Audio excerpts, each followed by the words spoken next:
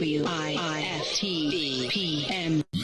Jackson. If you could make up a social media holiday, what would it be? Randy said National Don't Let No One Put You Down Day. No one. What you gonna do? So when they say something crazy, you slap them? Be like me said.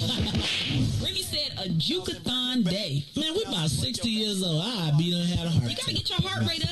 Okay, not that far. All right, Mario said my favorite one. My friends and I do what we call National Call Off from Work Day. As a business owner, I don't. You don't like that, yeah. I don't like that. Because I'm the boss of this thing. We got Marcus Garvey Day from Remy too. Oh, Marcus Garvey Day. All right, what will we do on Marcus Garvey Day? Call off from work. I'm going to need you to go ahead and come in tomorrow. That would be great. Okay? Yeah, right. Every black holiday has something to do with calling off from work. You're cool. I'm out. How about National Join a Positive Black Organization Day? Because I don't want to be recruited. I don't want to be recruited and the brothers be like, thank you. Thank you. How about National Tell White People the Truth Day? Tell them how you really feel. You can't handle the truth. Why don't we call that National Black People Get Locked Up Day? I'm going to tell them there's an African-American man threatening my life. Hello. The most dangerous show in the morning.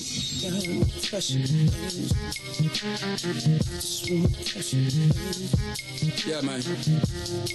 Ideas, man.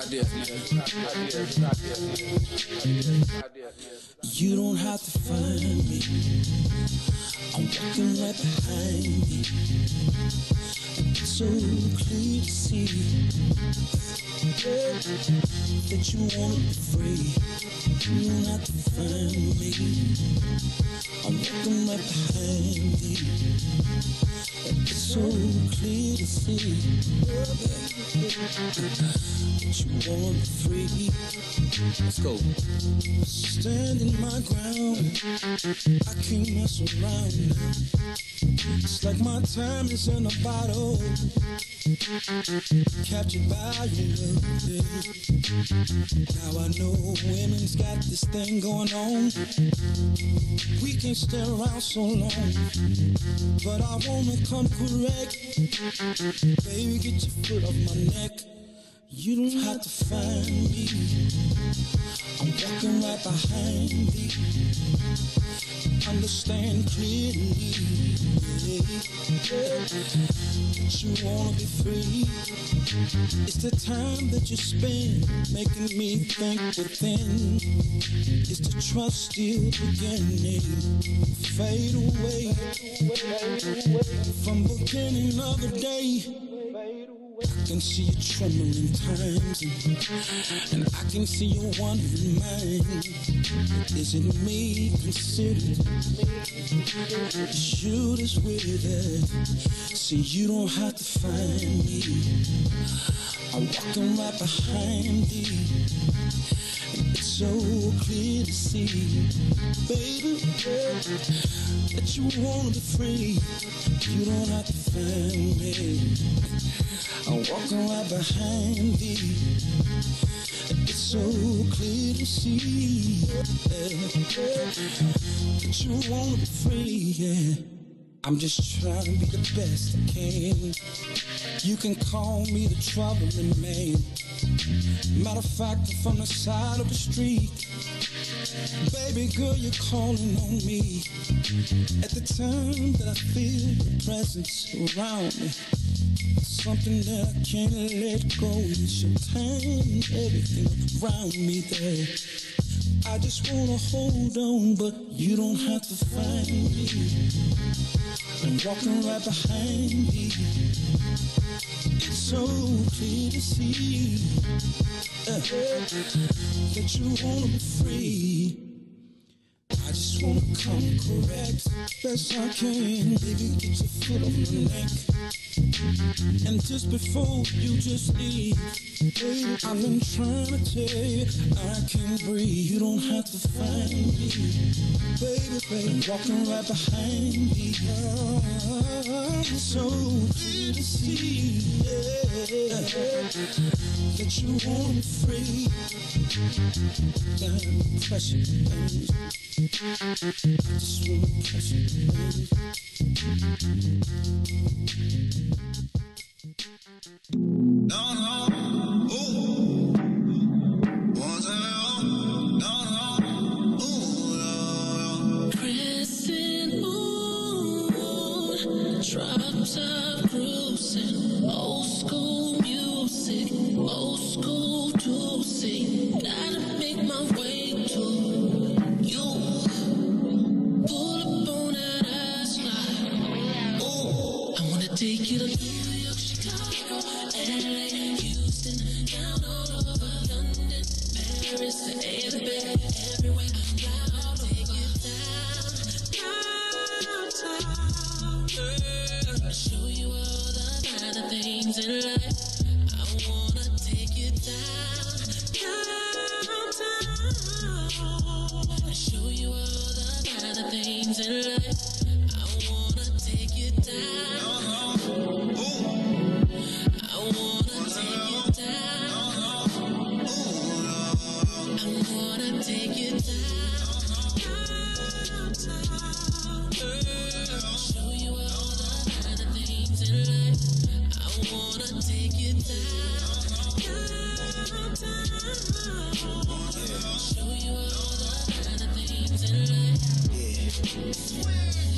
Lake Shore. I made sure to make sure, yeah, that my place yours. Yeah. 28th floor, yeah. I had 8 thoughts, yeah. All 8 yours, yeah. Cake for dessert, but I ate yours. Take you to New York, Chicago, LA, Houston, down all over London, Paris, the A, the Bay, everywhere, fly all over. You're the last boy, couldn't hear what you asked for. You're the last boy, didn't even know. I'm gonna take you downtown, girl. Show you all the finer things in life. I wanna take you downtown. Show you all the finer things in life. I wanna take you down. I wanna take you down. I wanna take you down. I wanna take you down. I wanna take you downtown. Show you all the finer things in life. I wanna take you downtown. Show you all the finer things in life.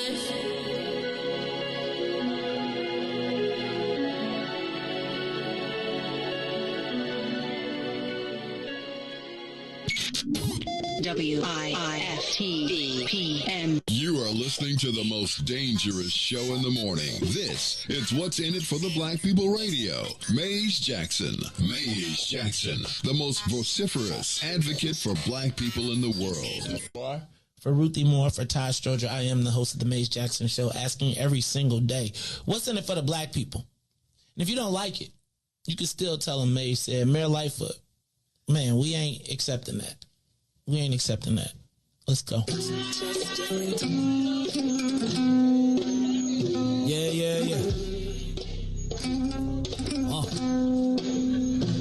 Let's get down to business and go ahead and address the facts, man. Lightfoot seems more lesbian than black. Rahm Emanuel's another case. He was just as tired. 50 closed schools left much to be desired. Police had Anjanette naked on that body cam. They suppressed the footage so it couldn't touch a lot of hands. Reminds me of that 16 shots in that cover-up. Both of them similar, so I went and dug it up. George Floyd killed, a lot of riots happened in the town. Southside burned and they wouldn't let them bridges down. Grandmother sick, need a prescription and plus a couple groceries. You gon' have to travel just to get it now. COVID-19 out here shutting all the business down. Not enough SBA loans to even give around. So many failed businesses that you could put them in the pile. If you don't survive the pandemic, it's gonna sit you down. We sing, dance, play ball, entertain, and crack jokes. Government infested black neighborhoods with crack smoke. System that milked us so bad we got lactose. Still trying to find out what's in it for us black folks. We sing, dance, play ball, entertain, and crack jokes. Government infested black neighborhoods with crack smoke. System that milked us so bad we got lactose. Still trying to find out what's in it for us black folks. Shout out to Willie Wilson, hope one day you get to send it. We need some different players in the game to handle business. So many shady characters like Madigan and Blago. But when you really break it down, it's typical Chicago. City full of gangsters, it's what the land was built on. Same streets with hood legends, DNA get spilled on. Carjackers out here lurking, trying to get they steel on. Looking for a block to put them Hellcat wheels on. Let us give bogus appraisals a red line. Car crackers out here getting minimal fair time. And I'm concealed carry, I stay with the pipe.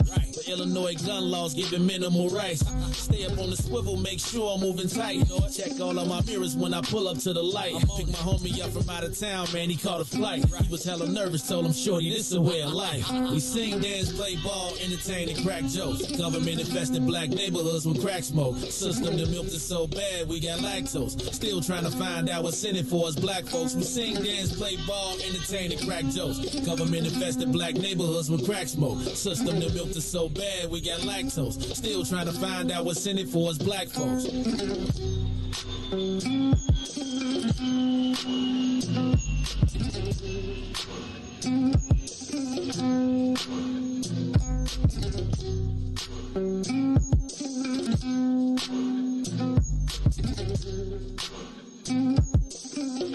Wake up, Chicago!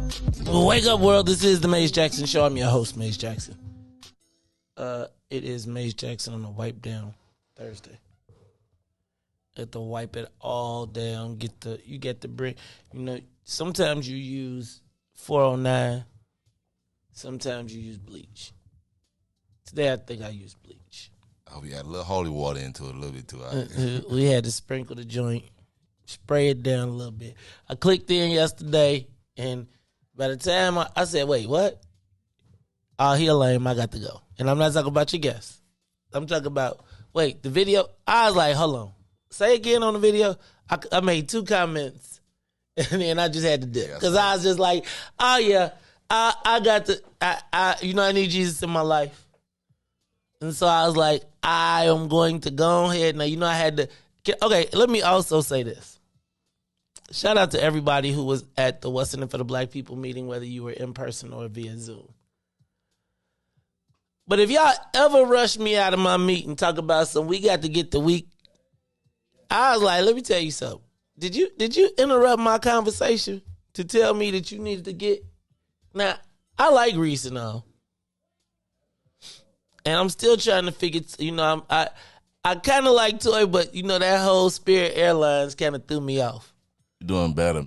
She doing better. Southwest? Southwest and up, she said. All right, Southwest and up. All right. But if y'all ever in y'all life ever again, y'all gonna get Riis show canceled.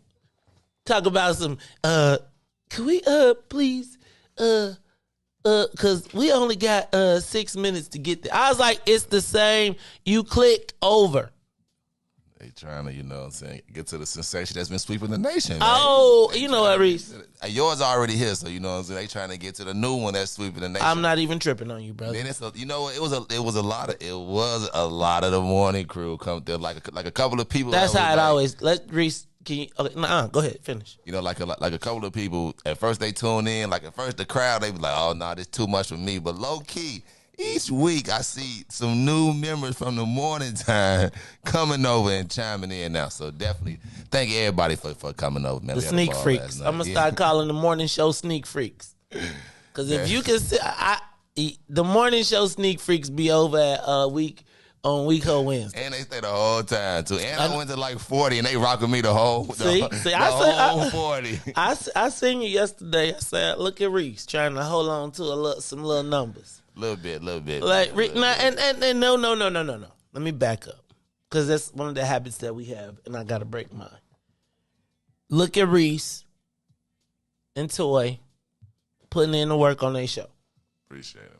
Let me back that out and say, let me see. I see you driving. I see you pushing. I see you doing your thing. And that's all I really want, bro. Like all I want is hustle. Like people that got something, that want something to do something. Welcome back to the green side of things. They was back yesterday.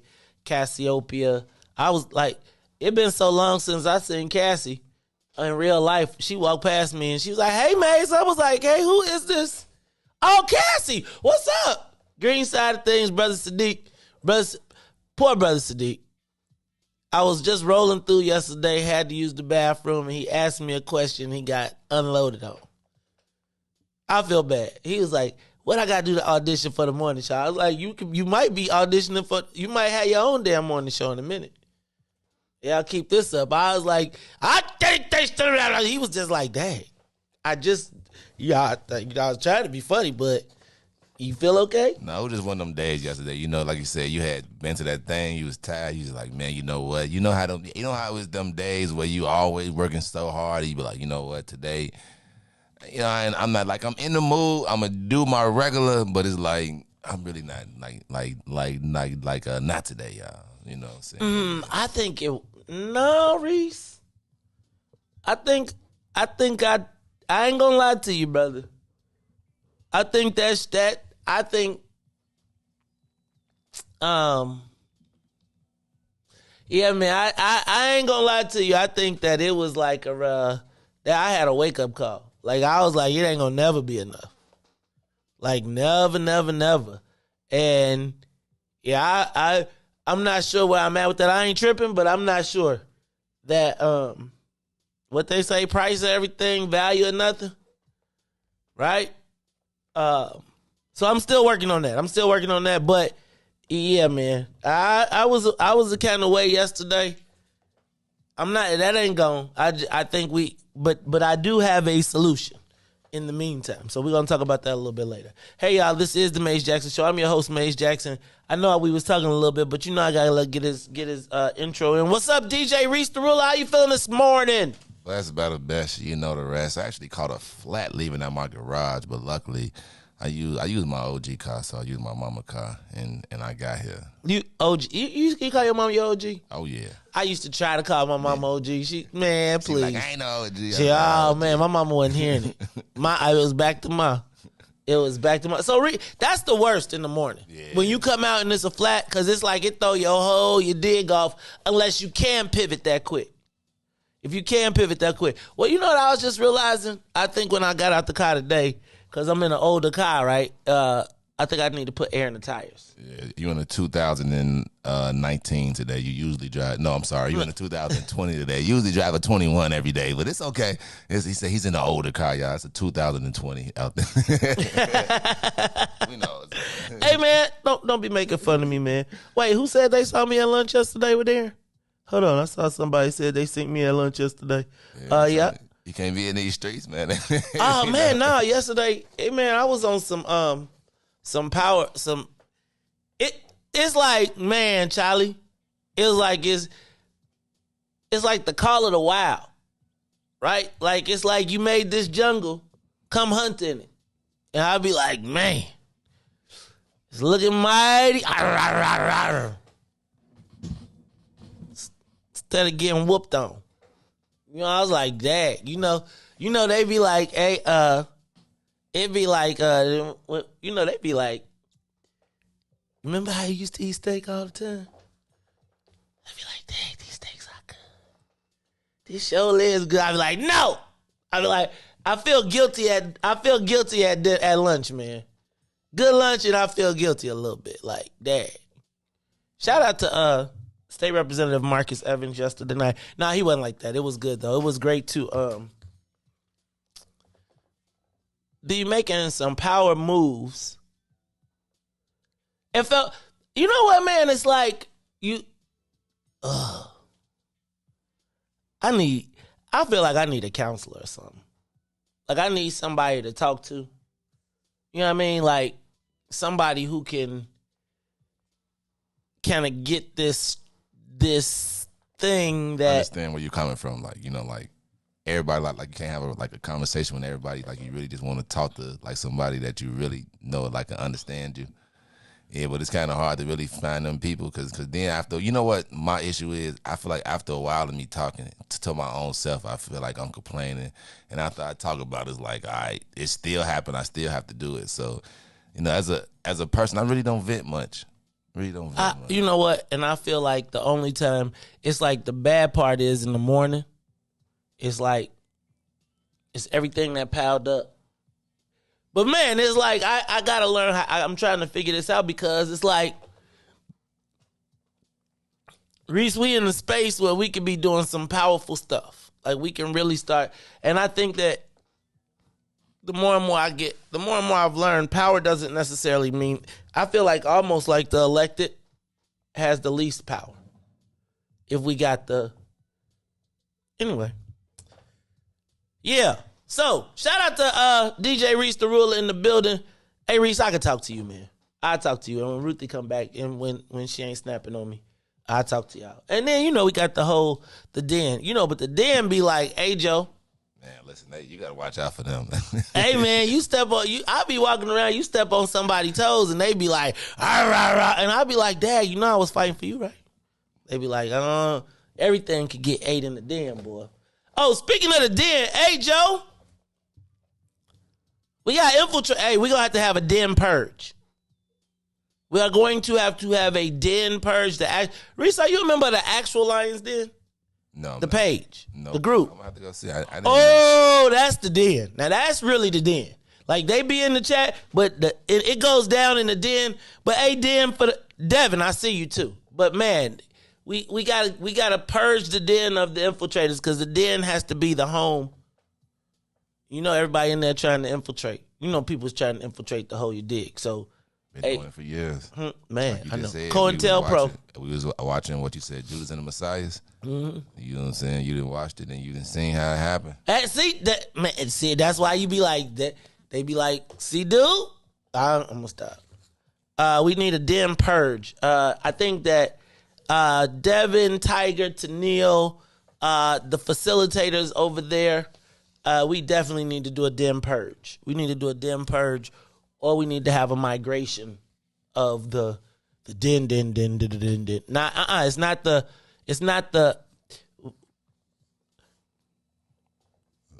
The one that's infiltrated to Neil, you'll never know. Right, that's right. They ain't gonna post. They gonna watch, and then you gotta compare what they saying off. You gotta compare what they saying in the den to what they saying outside of the den, because they take the information that they get from the den, and they go off in their own little universe to be doing stuff. Devin got one of them yesterday. We coming for y'all though. I'm telling you, man. So we had hey Boosie, it was good to see you yesterday. Boosie Freylana. It was good to see you at the WIIFTBP meeting yesterday. And can I tell y'all, we was confused yesterday because we was y'all know I was at the spot for the meeting. So we was having the meeting at TP. But they and so people came live, and then I was feeling some kind of way because there wasn't nobody there. Man, we turned on the Zoom. It's like 80-some people on the Zoom. Like all that. Oh, so that's what the meeting is? Yeah. Oh no, people in the den been flipped. I mean, come on now. The den has been an infiltration spot. Like, they be like, what they saying over there? Right? People just go to the den and then they report back to the office. That's why you see I be limited on what I say over there. Right? And y'all got to be careful. We got to be careful until we get that purge going, or we need to move it to a different space. The purge. You trying to kill people off? Hey, man. We trying to purge them up out there. That's why we be talking family business. That kick about what purge about. Hey, Riis, I'm telling you, purge them. We got to do a purge. And it's like, y'all know we building the squad, right? Like, it's going down right now, Riis. I don't think you understand. That's the purge. The purge, dog. It's the purge. It's the Maze Jackson Show. All right, man. Hey, Riis, did we get the plane up? I don't think we took the plane up. I was so busy, I think I got distracted, man. Let's get this thing up and away, 60,000 feet in the air. This is the Maze Jackson Show. Hey, Riis the Ruler. Simeon school shootings. So I'm going to tell you. No, Tanya, you're not shutting that community down. You need to turn that into something else. You got 1,000 people up in there. We just say, hey, you start a new one, but don't, yeah, it's a lot of hate in that group. I know, Tennille. I know. It was like it's okay. So anyway, Simeon school shootings. Y'all, I had some very interesting conversations with I don't know what I say. Anyway, here's the deal. I want to talk about what's going on at Simeon and what's going on in schools. And the challenge is, I don't know how we talk about this conversation. Did you hear about the school evacuations yesterday? Apparently 4 different Chicago public high schools gave parents options to pick their children up and take them out because there was supposed to be, according to social media, there was going to be shootings at the schools. You know that there were 2 the Kenwood shootings. Not Kenwood, excuse me. There was 2 Simeon students shot within 2 hours. So we talked about the 15-year-old who had been shot, but what we did not talk about was the other 15-year-old who was shot 2 hours later, which apparently he was on Facebook Live talking about the shooting that occurred at Simeon earlier, and they rode down on him. Thus prompting other people to, like, there's a crazy situation, and it's a loop that this COVID has created. Can I point something out to you? And I do want to share that the Simeon football coaches are like, that wasn't them. That wasn't their player. And that there were false narratives being put out in the media. Now, here's what I don't want to do. I don't want to drag the young people, but I do want to talk about this whole thing, because there's a lot of kids. Like, my man called me up and was like, hey, bro, I know your son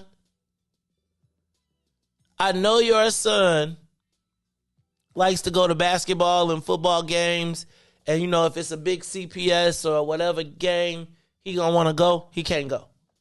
He was like, straight up, like, real talk, I'm telling you as an expert in this space, we don't have a handle on it, and I'm telling you, and I'm not trying to be funny, he was like, Catholic League, you straight, right? But if it's a CP, we don't know who. I believe you. Think about this. They don't know who, the teachers don't even know the sophomores and freshmen in the school yet. Because remember, the freshmen last year didn't go to school. Right, all right. And these new freshmen, so they're sophomores and they've never met their teachers. So even the teachers got this toxic, so nobody knows who's clicked up with who. Mm-hmm. You got all of these schools that are mixed and boundary lines being crossed, and nobody knows at the same time that they're pulling out the school resource officers. I'm not tripping. I'm just saying, y'all, we got a real kind of thing going on right now that we got to talk about. Hey, this is the Mace Jackson Show. Welcome to everybody from WBGX 1570 AM. We want to also thank everybody on Facebook Live, YouTube, Twitter, Twitch as well. Look, we're going to be talking about this thing because we are in quite the conundrum. We are in quite the conundrum, and I don't know how. So here's what we're going to do. We're going to throw it all out on the table, and I'm going to ask y'all to join in this conversation. Right? Like, I want to open up the lines and I want to have a dialogue with us. Like, I know y'all like to call Riis on his little one line. Now, stop, May, stop it. It's not calling Riis on his little one line. Shout out to the callers that came in and checked in on you, Riis. I was feeling the kind of way. I was like, they calling in? Oh, that's what y'all do? Anyway, I want to open this conversation up, and I want to have a dialogue, right? I want to talk to CPS, teachers, parents, police, retired, whoever has an opinion. Like, I want to talk about this. I'm going to also show a video that was sent to me, because one of the biggest things, I got to talk about this. They was like, the person that sent it to me, police officer, was like, we want y'all to be clear, it's not Benji. This is not the story of Benji that we're talking about here. And so without not acknowledging what's going on in our communities, I really want to talk about this. This is the Mace Jackson Show. I'm going to hit the rest of these headlines. Then we're going to go into the social media question of the day. And then we're going to spend some time on what's going on in our high schools. I'm not talking about y'all one line. I'm proud of y'all. Like, I really am. I'm really super proud of the evening lineup. But I'm gonna tell you, whoever leaving cheap cork. So I came in today. Who drinking champagne with plastic corks? I gotta ask that, because if y'all around here drinking Andre in the joint, I'm gonna have to cut y'all off. So you're not drinking Andre. You know, I know you was on spirits. You better not be drinking Andre champagne or no cold duck. It's the Mace Jackson Show. We're going to take a quick break, and we'll be back after these messages. The Mace Jackson Show. We'll be back after this break.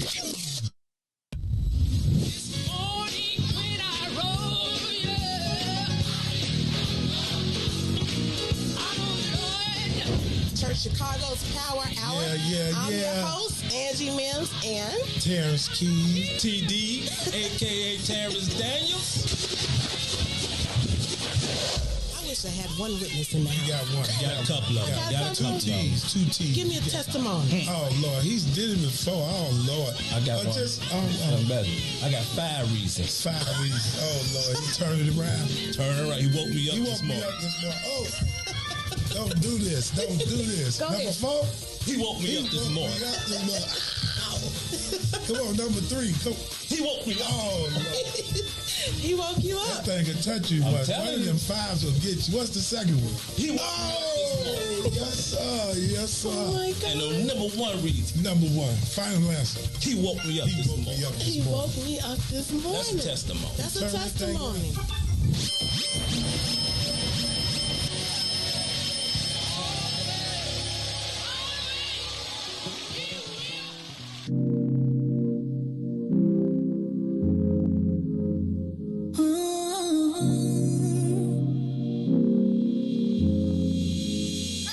You see me, you see him, my best friend. He hold me down like ankles fighting the waves. A partner to my crime, yeah, I do time. Till I'm with you, I be counting the days. Yeah, ooh, been through so many things, but we always get through. Yeah, ooh, it ain't always perfect, but it's worth it. This is deeper than the surface. If I said I didn't love you, you and I know I've been running. Wiped all my scars away like it was nothing. Took the parts of me I tried to hide and make them something, something.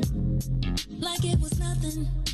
Ooh, something about you, baby. Ooh, you know you drive me crazy. Ooh, you give me peace of mind. Ooh, let me tell you why. You make it easy. Say, to take it easy.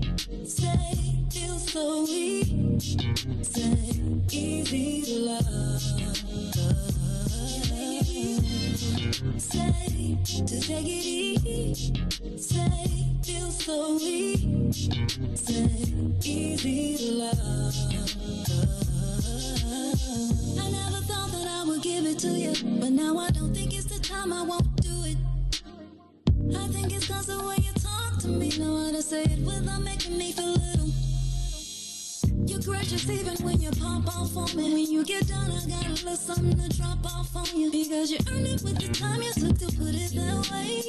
You got me liking to get put in my place. If I said I didn't love you, you and I know I've been running. Wiped all my scars away like it was nothing. Took the parts of me I tried to hide and make them something, something. Like it was nothing. Ooh, something about you, baby. Ooh, you know you drive me crazy. Ooh, you give me peace of mind. Ooh, let me tell you why. You make it easy. Say, to take it easy. Say, feel so easy. Say, easy to love. Easy to you make it easy. Say, to take it easy. Say, feel so easy. Say, easy to love. You make it easy. You make it easy. You make it easy. Back to the Maze Jackson Show. You are listening to the most dangerous show in the morning. This is What's in It for the Black People Radio. Maze Jackson. Maze Jackson, the most vociferous advocate for black people in the world.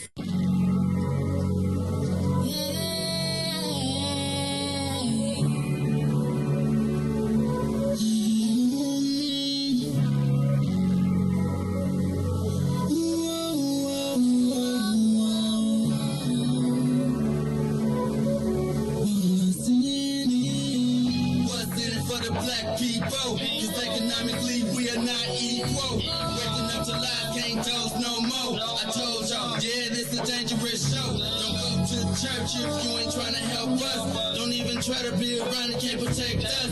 We see the lies, not other politicians. We need money and no symbolism. It's Maze and Riis and Ruthie and Todd, explaining how we all come from God, giving us tools to beat the odds. If we united, our movement gon' stop. If they ain't trying to help us, they ain't trying to do nothing. We gotta do something, we gotta stop running. It's time to confront the problem. Really, you expect you oppressed to solve wrong.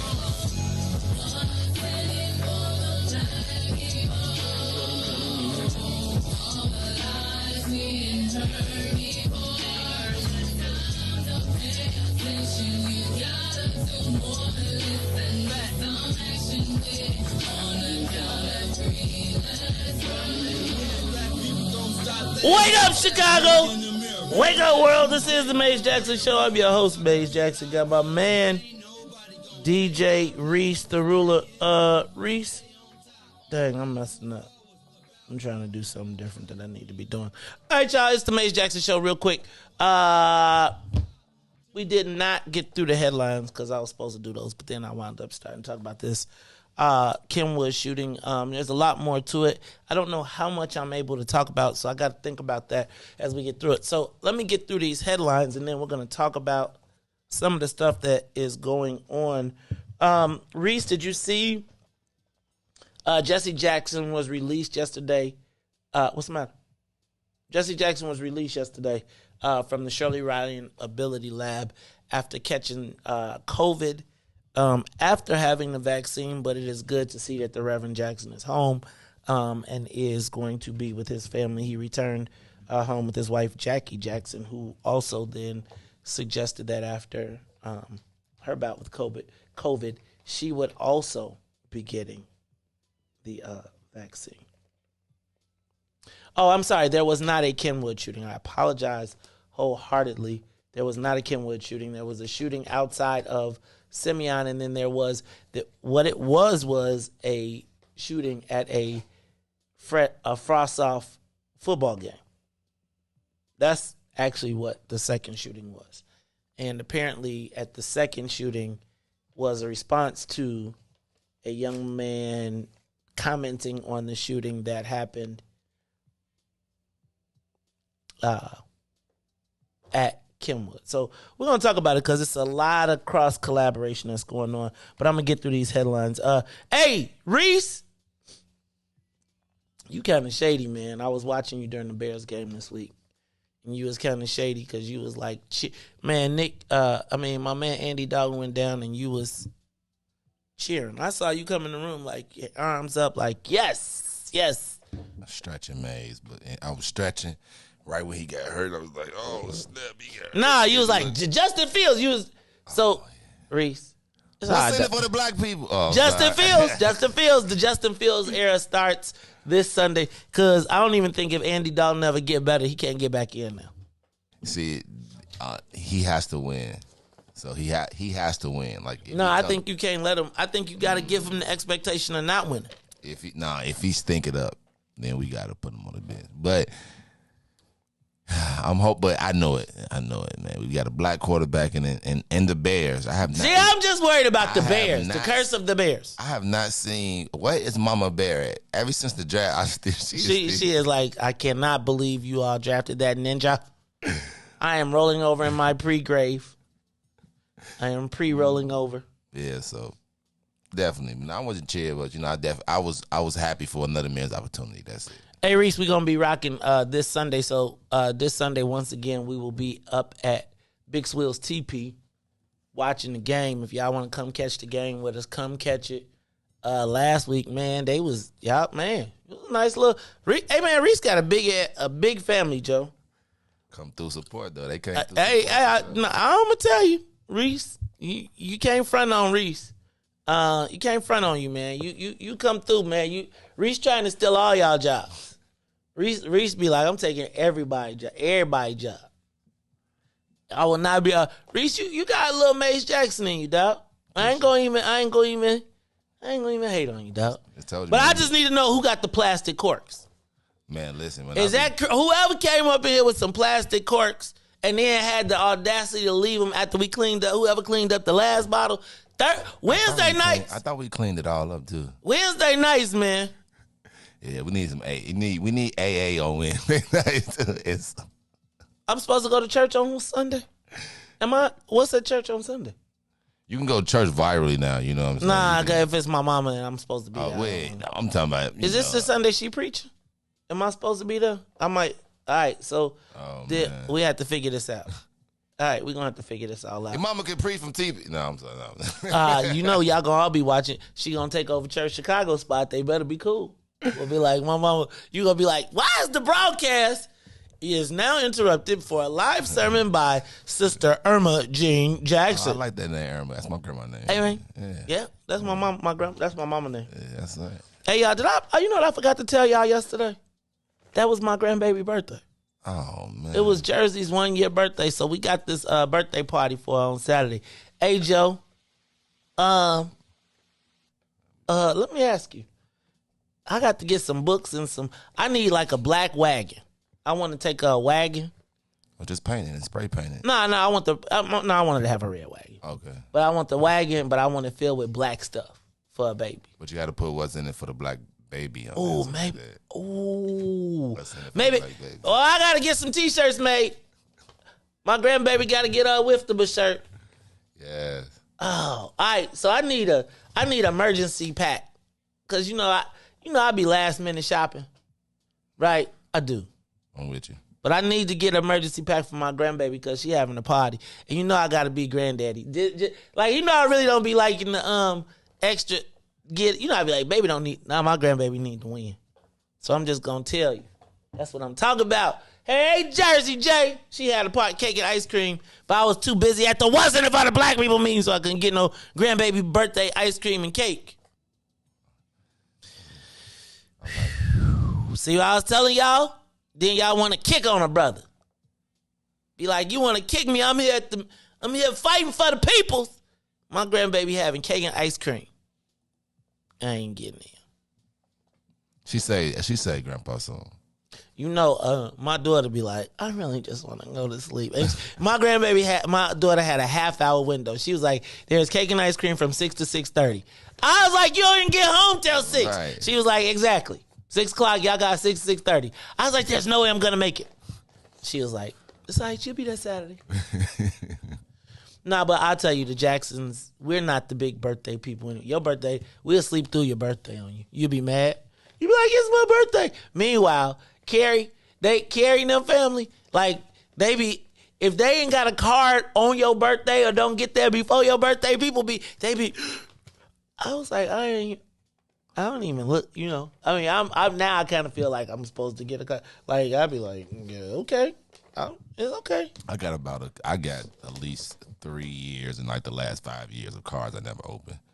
Oh no, I can't. I don't even know. It could be money in there. It's just really sitting in like a shoebox. Like I really don't even. You better hope it ain't no expirations on them bad boys. Oh, but Hey what? Riis, I told you I got 3 $1,000 gift cards that sat in the envelope that I can't use no more. And everybody was like, yes, you can. They was like, I figured out what it is it's not a gift, it's a reward card. So they changed the name from gift to reward. So my $3,000 expired on that. Cash. Talking just like you talking. Open them bad boys. I don't even want to open them now. Nope. Open them bad boys. Nope. I'm gonna tell you, it sucks to look at $3,000 cash and be like, you can't get nothing off of them. Like I called, they was like, I'm sorry. What you gotta do is you gotta go sell them.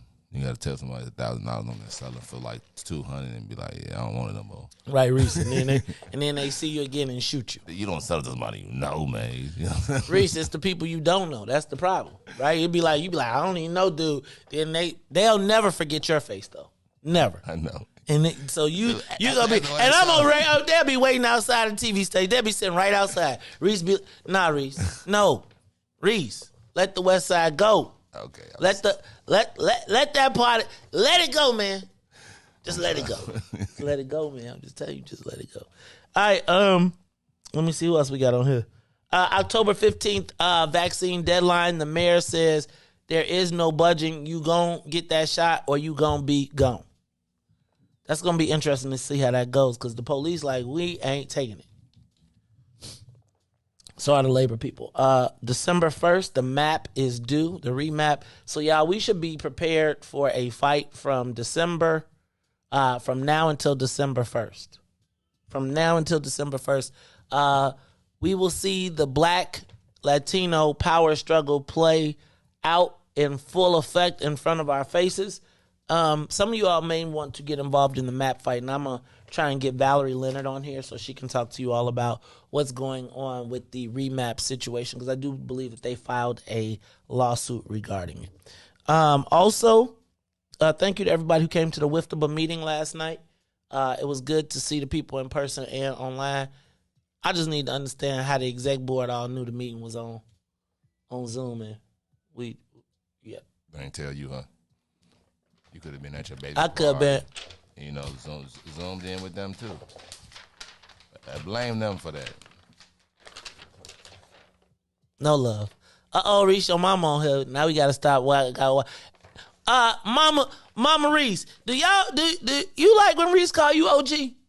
Do you feel like hip? I used to want to call my mom OG. She just don't fit it. It's like Sister Jackson is just she love mom, and and now she preached too. I was like, Lord have mercy, this new world. I'm just sticking with mom. I'm just sticking. Invite me to your church when she preached, man.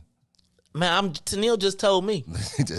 They be like, I'm the center son, but they love me in spite of. They love me, but I am I still hold 6 days a week of church against them. So there's like she don't never press me because I be like, Ma, for real, if everybody else had to go to church on Sunday and I had to go 5 days, 6 days a week, y'all owe me some days. I think I done did my church. Nah, dog. If I had to go to church 6 days a week, yeah. I mean straight up, and it wasn't like go to church for an hour. We'll be there till 7 o'clock. That's it?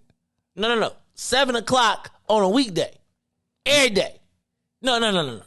Then Sunday, all day. Saturday, Jesus. We had to clean on Saturday. We had to go clean the church. Rehearsal. I had choir rehearsal on Saturday. Huh? I said I had choir rehearsal on couldn't Saturday. be in the choir. Listen, I could not be in the choir. They was like, I sang one time, they was like, you should consider being an usher. Oh, no. And think about being the preacher's son and you can't be in the choir. Think about that. Now, I was always the star of the play, but when it was time to sing, they was like, they always had a stand-in for the songs. Yo, mute his mic. He was lip singing, huh? No, I just be like, that's my song. I'm used to all day Jesus. Every day, Wednesday. Like Bible study Tuesday, Wednesday service. You know why we got?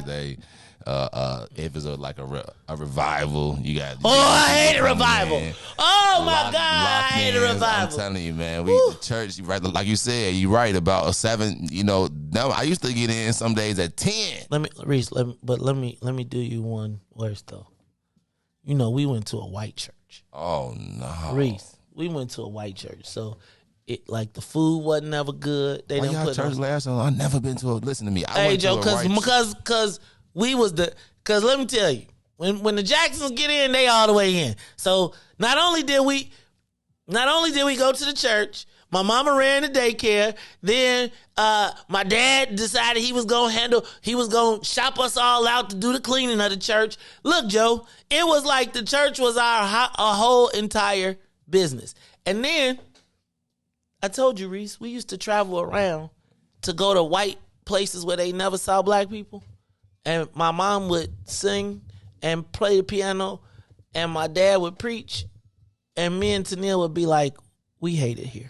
Listen, I don't even get it. I went to one. No, I went to one white. Reese, they didn't have a choir, like the choir. Yeah. No. Like the choir, how at least, if you get a gospel choir, you can at least enjoy. Like this was onward Christian soldiers marching off. And we'll be singing, oh, Victor. And it was crazy because I remember when we switched to a black church and we'd be singing the same songs and I'd be like, that ain't right. Oh, victory in Jesus, my Savior forever. He walked me. Victory. Hey, right. He'd be like, oh, and look. And they singing and I'm singing. The first time I'm singing, oh, victory. I was like, that ain't how the song go. Like the preacher, he didn't even play the notes on the thing. He had his own version. Oh, yeah, he had his own version of it. Like that. Play that key right there. Right. Play it in the key of C. Play it in the key of C. And let's go. Oh, Victor. And then don't let the preacher get in. Reese, I'm a minister, right? I'm ordained. Hey, send me that website. I'm finna go apply today. Reese, I am ordained. I'm telling you, you should get ordained. Y'all should do whole Wednesday marriages. Yeah, could y'all imagine if y'all could y'all imagine y'all could have a marriage ceremony at TP? I'm doing right? it. I'm doing it. Reese, I'm telling you. I tried to tell Ruthie we should start a church.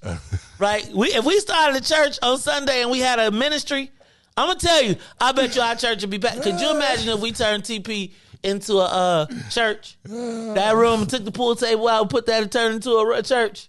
I bet you that bad boy before. And look, it'll be a church where you could imbibe while you can get closer to God. Closer to God in church. Yep. You be like, what are these clouds? Right, with like the church dinner. You're in heaven, baby. Could you imagine the church dinner though? Yes. Like after church, y'all be like, what is in this chicken? Infused collard greens. Infused collard greens. Right. We want you to get spiritually. We want you to be closer to the Lord. But I'm so. But Reese, one thing though, tithing is 20%. We need we need 20%. Reese. 10 for God, 10 for me, huh? Is that what you doing? 10 for God, 10 for me. 1, 2 for me. Not for me, man. For the ministry. For the ministry, okay. For the ministry, okay, right? It's right, for the ministry. See, here's the thing. This is what I would pledge as the pastor. That I would not use your tithe and offerings to buy my car. I already got one. So this thing, you wouldn't even be upset about that. Hey, Reese, I'm going to tell you, though. You know I am you ain't never seen Minister Mays, though. Oh, no. Minister Mays used to steal my chair when I would go to the bathroom. He would lock me in the bathroom, and he would take over the whole show. And Todd and Minister Mays would do a show. And Minister Mays, like I'm telling you, Reese, them the old days. You missed Minister Mays. He might come back soon. Because Minister Mays, he get the gospel going. Minister Mays be trying to take a collection before every break. We had to stop when he would come. He took a break every 15 minutes and was and trying to get an offering on the way out. He took a break every. But I just feel sad that I'm telling you, I went to one white church and it was like 30 minutes tops. They sung a song. He preached. Now I ain't gonna lie. If we wasn't and I feel like the terrible part about us being in that white church was we did do all like the cleaning and the maintenance and all that stuff. So it was like, look at us. Right. Yes. They was like, you're not, man, Charlie, don't even get me started. Don't get me started. We are not going to have a church conversation today because Tennille is probably recording all of this because she trying to get me in trouble with my mom. She like, Mom, do you hear this dude? You know my mom be like, oh, amazing. They're going to pray for you a lot Sunday. So my mama pray for me all the time. And that's why I got my hedge of protection. That's why I be like, what you say? Anyway. All right, y'all. What else did I get on the headlines? Did you see Melvin Van Peebles died? Do you know Melvin Van Peebles? Like, I know the more I think we probably know his son Mario more. But did anybody ever see... I am still in shock from the first Melvin Van Peebles movies I saw. Anybody ever see Sweet Sweetback's Badass Song? Lord have mercy. The opening scene of that. Reese. Y'all should, you know what y'all should do? Y'all should do movie reviews. Like we should do a show with movie reviews. I got a whole new idea. Anyway.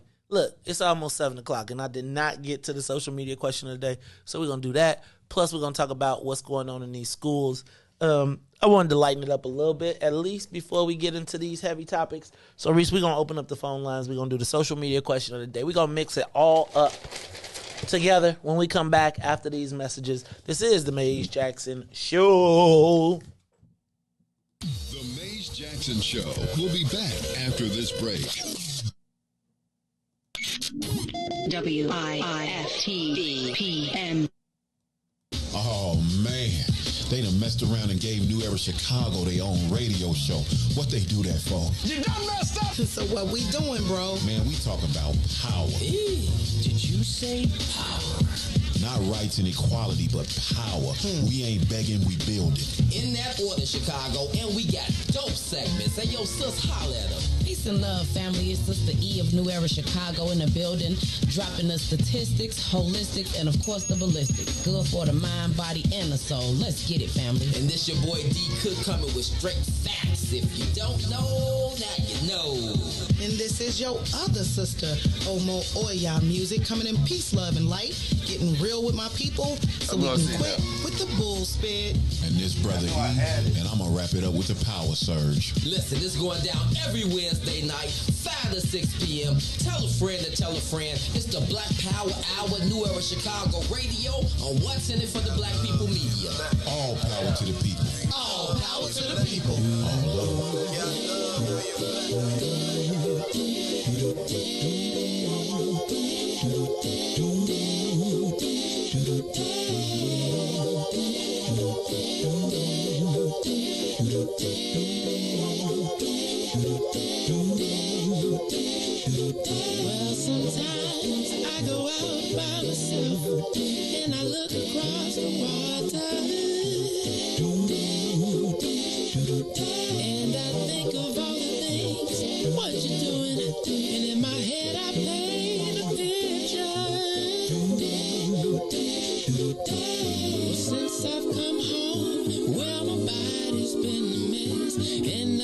miss your ginger hair and the way you like to dress.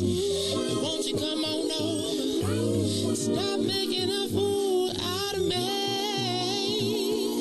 Why don't you come on over, Valerie?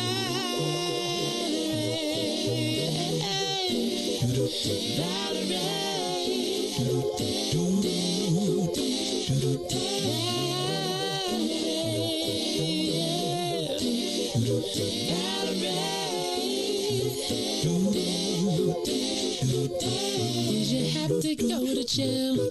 Put your house on up for sale. Did you get a good lawyer?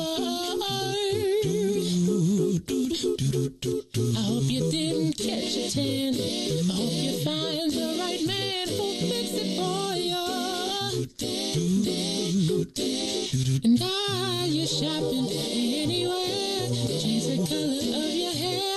Are you busy? And did you have to pay that fine that you've been dodging all the time? Are you still dizzy? Since I've come home, well, my body's been a mess. And I miss your ginger hair and the way you like to dress. Won't you come on over? Oh, stop making a fool out of me. Why don't you come on over there?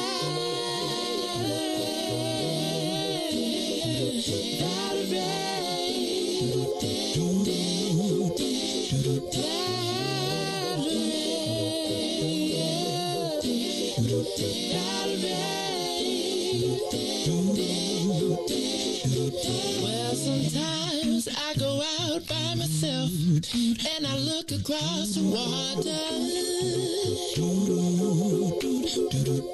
and I think of all the things what you're doing.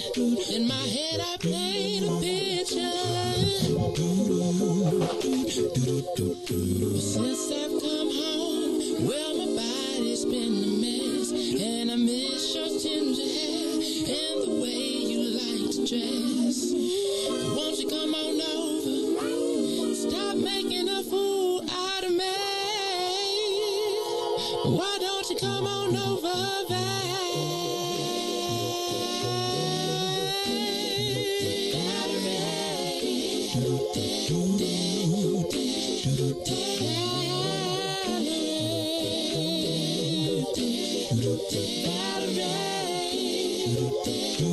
Why don't you come on over,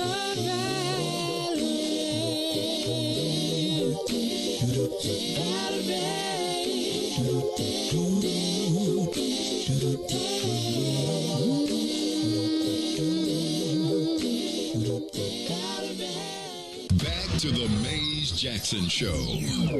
You are listening to the most dangerous show in the morning. This is What's in It for the Black People Radio. Maze Jackson. Maze Jackson, the most vociferous advocate for black people in the world. WIIFTBP. What was that? Hold on.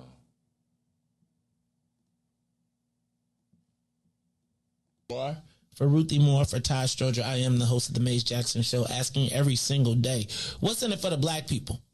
And if you don't like it, you can still tell them Maze said, Mayor Lightfoot, man, we ain't accepting that. We ain't accepting that. Let's go. Yeah.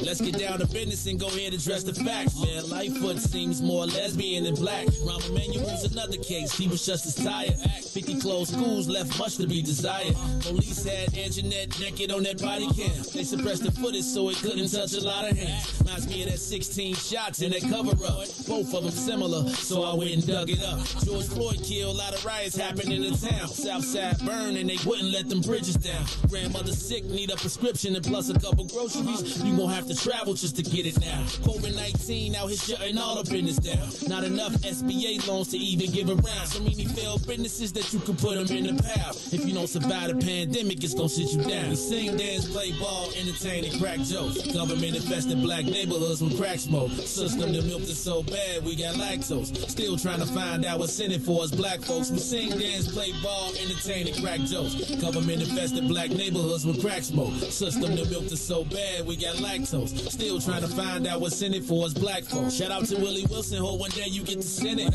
We need some different players in the game to handle business. Too many shady characters like Madigan and Blago. But when you really break it down, it's typical Chicago. City full of gangsters, it's what the land was built on. Same streets with hood legends, DNA gets spilled on. Carjackers out here lurking, trying to get they steel on. Looking for a block to put them Hellcat wheels on. Let us give bogus appraisals a red line. Car crackers out here getting minimal fair time. And up the seal carry, I stay with the pipe. The Illinois gun laws giving minimal rights. Stay up on the swivel, make sure I'm moving tight. Check all of my mirrors when I pull up to the light. Pick my homie up from out of town, man, he caught a flight. He was hella nervous, told him, shorty, this a way of life. We sing, dance, play ball, entertain, and crack jokes. Government infested black neighborhoods with crack smoke. System that milked us so bad, we got lactose. Still trying to find out what's in it for us black folks. We sing, dance, play ball, entertain, and crack jokes. Government infested black neighborhoods with crack smoke. System that milked us so bad, we got lactose. Still trying to find out what's in it for us black folks.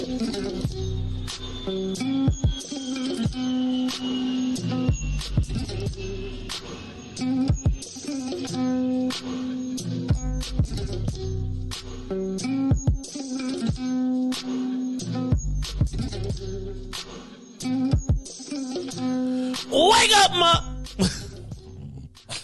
That would have been funny. Wake up, world. Wake up, Chicago. Wake up, world. This is the Mace Jackson Show. I almost said wake up.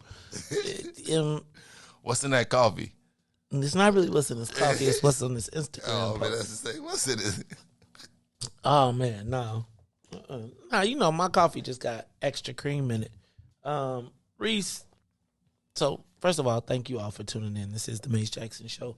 I'm your host, Mace Jackson. Got my man, DJ Riis the Ruler. I think Ruthie Moore is still in the jungles of the wild, but I think She'll come back Monday. No, I think she's supposed to come back tomorrow. I asked her last week, you coming back on a Friday?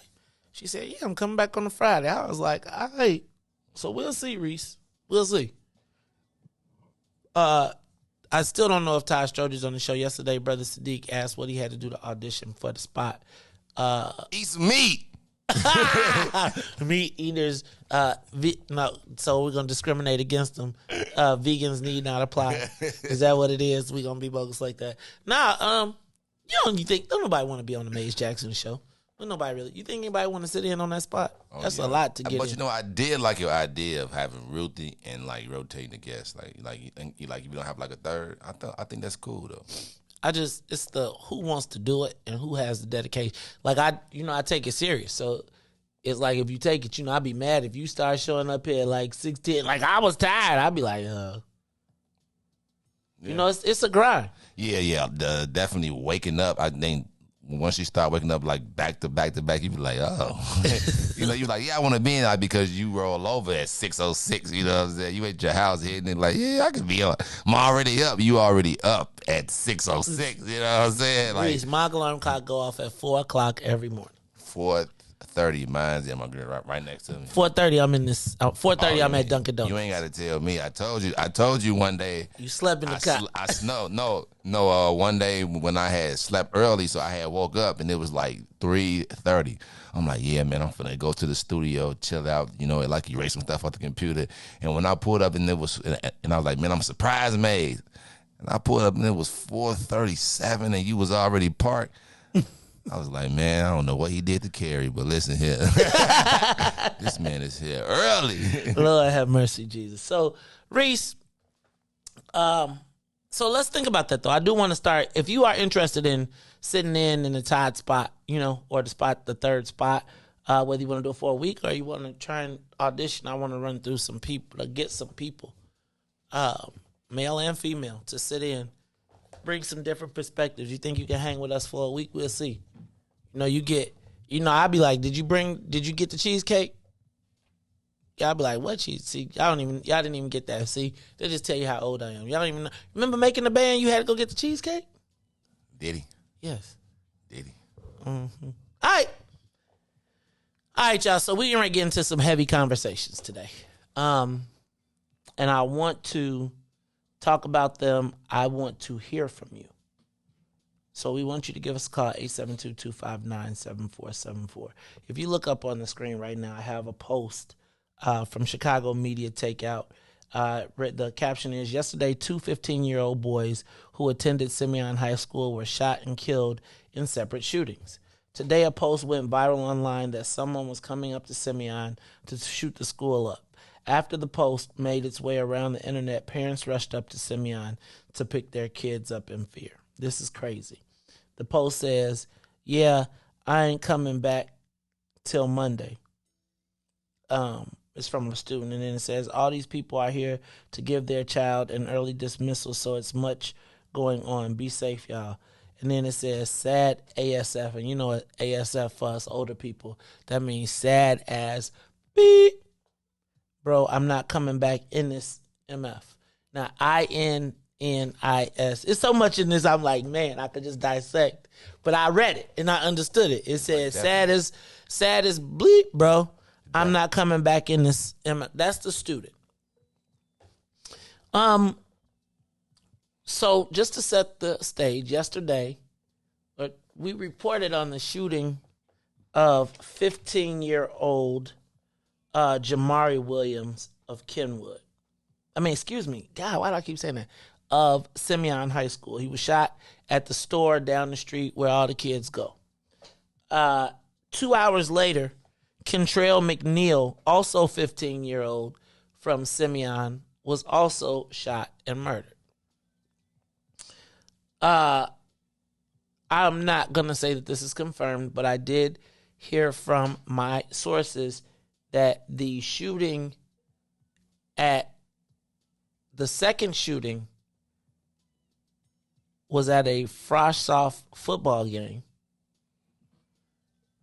where the young man, Kentrell McNeil, allegedly was doing a Facebook Live regarding the killing of Jamari Williams, the first person that was killed. At which point, another group went to respond, shooting and killing him. So,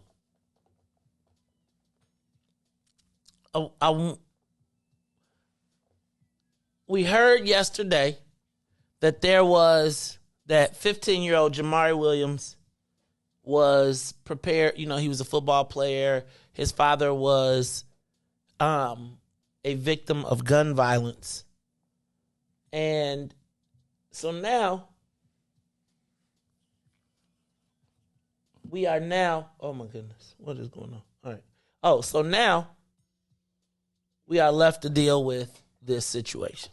Yesterday, Kenwood, I heard, was offered early dismissals as well as Simeon. Now, I also was told that also the same thing happened on the west side with 2 other schools. I don't remember which the schools were.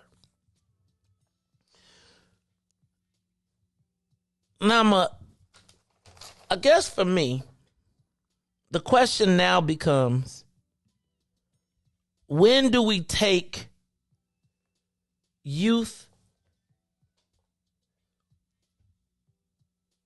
violence seriously? And I'm gonna play a video of the first young man, Jamari, who was murdered. It's a little bit different narrative than what we read in the paper and what Donovan Price communicated. Riis, you know what I did not do, though? We got to connect the road. I'm sorry. So let's connect the road real quickly. So this is the Maze Jackson Show. I'm your host, Maze Jackson. Got my man, DJ Riis, the ruler. And we are getting ready to play. I want to play a video for you of the young man who was murdered first, Jamari Williams, 15-year-old. Yo, I'm also tell y'all this is very, it's graphic. It is definitely graphic. Riis, reset. Do it again. It's on you. Do it. No, I just hit it. Okay, wait. No. Yep, got it. All right. You got it? So I want you to hear this, not from the standpoint of dragging, right? Because I'm very sensitive to that, and I understand. If Ruthie was here, she'd probably be trying to fight me. I'm not gonna say she would be trying to fight me, but she would be in full defense of the young people, and I'm not tripping because I don't even want to get to the judgment part. I want to know, when do we start to take it seriously? Like, at what point do we take it seriously? Riis, I'm going to play a 2-minute and 20-second video clip. I'm just letting y'all know it is graphic. Ready? Go.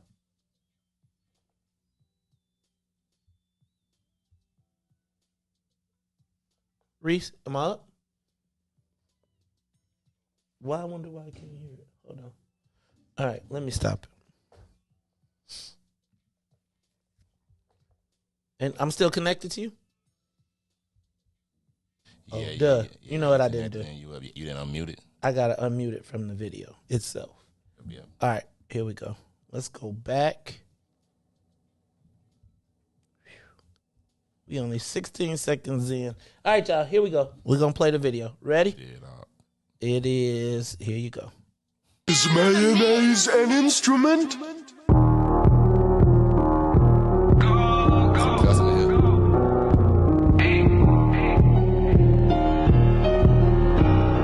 We can't make it out.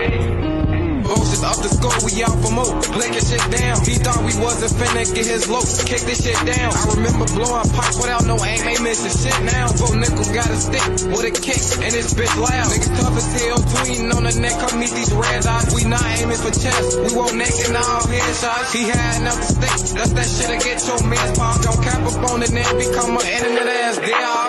Internet ass dog. Yeah, that's what I said. Throwing shots up on the neck. It is that's all in his head. It is that's all in his head. Damn, Rio, you want some evil I'm shit. On some pop up out that cut. Ain't see the clip. Then leave him shit. That go out right there. Oh yeah, we on his ass. Fell up out the collar. It off some shots. Left his shit on the glass. Left his shit on the glass.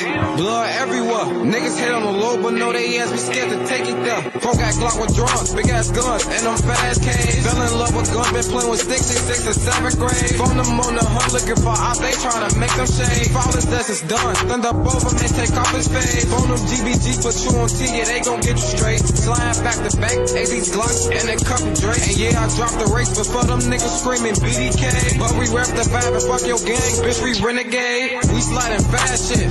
This a SIT. I'ma dump the Glock and blow the top before you step on me. We gon' press they block. Let off some shots until they add the seat. Don't take that risk. You might lose your life. You slide through 17. And so son, we do this for Rio. For him, we up the scope. Doing all that whooping. Now that boy leaking out on the floor. Keep going, bro. You gon' get on.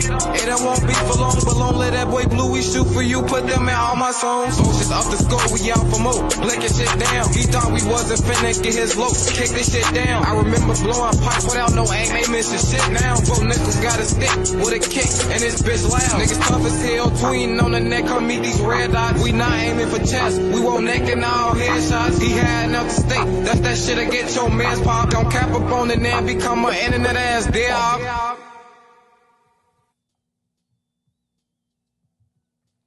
The Maze Jackson Show. That is the young man. No shade, and I really don't want to drag the young man. That is the huh? It's the one in the red. The one in the red was the one who was in the video. Was the one who was shot first. The one that made dead Ops saying that he killed Ops was the one that got killed first. Yes. Interesting. Okay. when do we take it seriously? Right? Now, imagine right now we're in a space where all of these kids are mixed up. Right? Like, so imagine him, Mr. Dead Ops, in the school with the ops.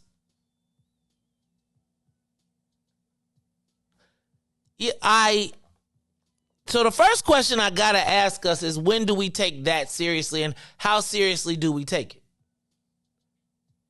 Right? Like, no shade at all. Like, no dragging of the child, but when do you take that seriously? I mean, your son is he's only making a rap video with real guns and extended clips. I mean, he's just an artist, right? Like, that's crazy.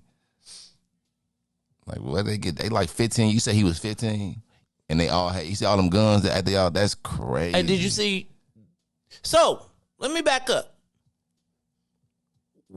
So let me back up and say that I want to tell y'all, 14 years ago, I said that the schools should put studios in schools, music recording studios in schools, and they should have a class that all of these kids that want to be rappers and stars, like, the new star is not the basketball guy, it's the rapper. So why not put in the schools, like, if it's me, I'm going to make these kids do mixtapes in school where they get grades, where they can do graphic design, they can do all of that, but we direct the music. But now I got to ask you, when do you take that seriously? When do you take it seriously, and what is the address? Like, how, literally. Give us a call, 872-259-7474. We got an interesting scenario going on in CPS right now, where the teachers will tell you that they don't even know the kids in the schools. We just saw 2 15-year-olds murdered via social media. Tell me, when do we take youth this seriously? That's 15. That's at age 15. And so the other thing I was going to say is, like, I'm not all the way. I feel like as a young black man, there is a phase that a lot of us have to go through. Right? It's that hard phase. Right? The phase of, man, you're going to be a tough guy, and then you either decide that after having your tough guy moment, you through being a tough guy and you're going to go ahead and make it, or you go down the path of, I'm going to life. Right? Like, I feel like almost every black kid that I know has had a phase where, black man that I know, where they become infatuated with the streets, or there's a piece of the streets that calls to us. I don't think these young people are any different from that. But I think there's a point, like, when you have to make, and I'm going to say a lot of us have dabbled and probably went on the other side of that line, maybe have participated and then was like, this ain't the side I want to be on. How do we take this seriously? Because I do believe that's a real rap video. That's, if I was growing up, that would be a Mobb Deep video.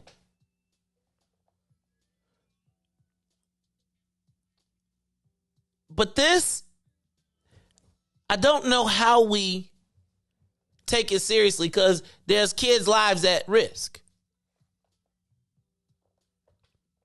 Give us a call, 872-259-7474. Like, I had a friend yesterday literally call me and say, hey, man, I'm not 100% sure what's going to happen. But I would tell you that right now, I don't think we have a handle on this. And there's probably more to come. This is not the people that I'm talking about, because I'm not saying that. I still believe that there's these videos and things like that create the scenario, create an environment that allows for there to be hunting practice. But I want to know what y'all think about what's going on here. How do we take it seriously? How do we address it? Do you leave your kids in school do this? Like, I feel like we used to, like, I'm not going to say that we got our own version of school shootings going on. Do you pick your kid up, or do you say, man, this is just the life that you live. You got to make it through. You got to navigate this space. Son, you go straight home. No, we transferring. We either virtual or transferring. Like, it's a certain type of level, you know, that you be like, hey, son, you know, if something like that, but not like this. Like, you know, they shooting 15-year-olds and they gonna shoot up the school. Ain't no, hey, son, man, put your head down, stay out of everybody. Nah. I don't need you in that environment. I grew up in that environment already. You know what I'm saying? That's not where I want you, because it could be, you know, like, most of the time it's always the person not doing something is the one that get hit anyway. So I'm definitely going to get mine, and you either going to virtually teach my child, or I'm going to another school. All right. Are our schools safe for our children? Like, there's a lot of mad chaos going on. And then I was just thinking about, so I saw in the paper, Tamara Manasseh said that the kids are not worried about COVID. They worried about living. And their biggest fear is not COVID. Is there a way to address this? Give us a call, 872-259-7474. Caller, you're on the Maze Jackson Show. Hey, good morning. What's going on, Maze? Good morning. Oh, this is James Big Slim Davis. What's up, dog? Hey, Maze. Like I said, and I'm gonna repeat this until I'm blue in the face, because I believe it. I remember the minister having a lecture on this very topic, and he said that our youth will create an atmosphere for our slaughter. Everybody is going to this video. If you look at that video, first thing you would think, well, he probably was into something with some beef with somebody, or it's so obvious. I could have went up to Simeon and shot that kid, and we would all be having this same discussion. But you know who you will not be looking. You will be answering that question like, what is going on? This is beyond. This is so much bigger than this agenda. Is so much bigger than these little rap beef. This is a orchestrated agenda, and if we keep continuing looking under the wrong rock, it's gonna continue to happen. And it's not enough of people like yourself with these platforms who's asking that question. The atmosphere is being created for our slaughter, and it's happening right now in front of our eyes. That's all I gotta say, bro. Thank you, brother. I appreciate you, James. I don't think that the sneakers that kids wear are any. Like, I really think we can't be attaching the superficial. They didn't shoot him to get his shoes. No, that's old. That's like 90s. Right. They didn't shoot him to get his shoes, even though, Riis, when we did talk about somebody getting robbed, you did say Westside was going to take their shoes. Oh, they going to rob everything. Like, we're going to beat you up. Right after we beat you up, we're going to take everything. Seems like, Riis, you had that moment, too. So can I be straight up with y'all? Let's do this. I'll be straight up with y'all after this break. Because I want to talk about this youth violence and when do you know how to take it seriously. It's the Maze Jackson Show. We'll be back in a minute. The Maze Jackson Show. We'll be back after this break. WIIFTBP. WIIFTBP. Media's just for you and me.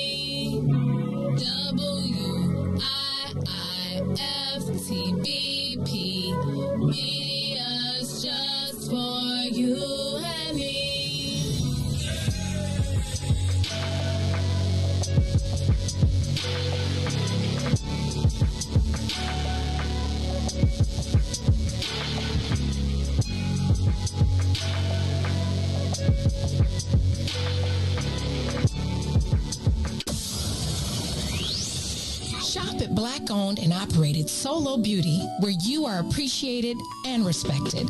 Located at 8158 South Cottage Grove, Solo Beauty can supply all of your black hair care needs. Solo Beauty is open from 11 a.m. to 8 p.m., Tuesday through Saturday.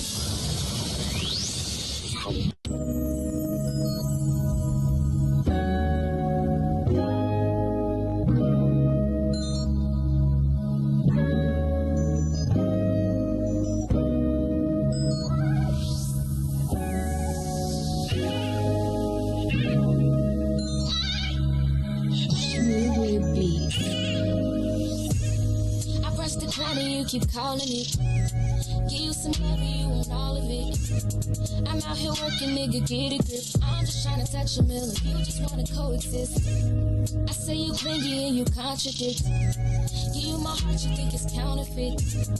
Give you my word and you won't trust in it. What's the point of loving me if you don't know what trust is? I need the is you give now. Please don't back down on me. I know you've got the attention I need. Put your pride aside for me. Oh, 'cause I need that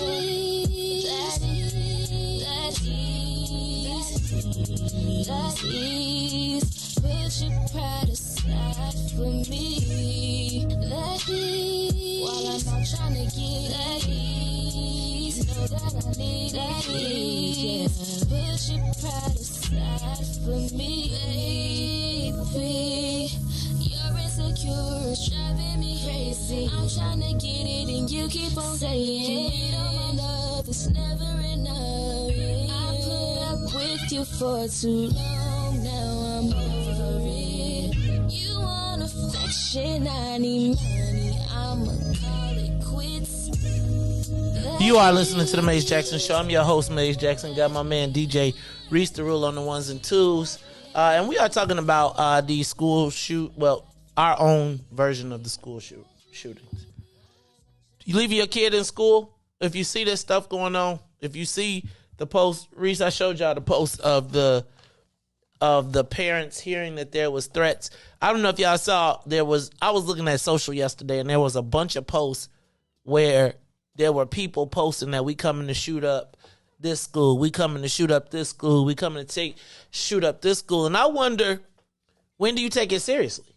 Right? Like, because I feel like we're in this weird space, right? Like,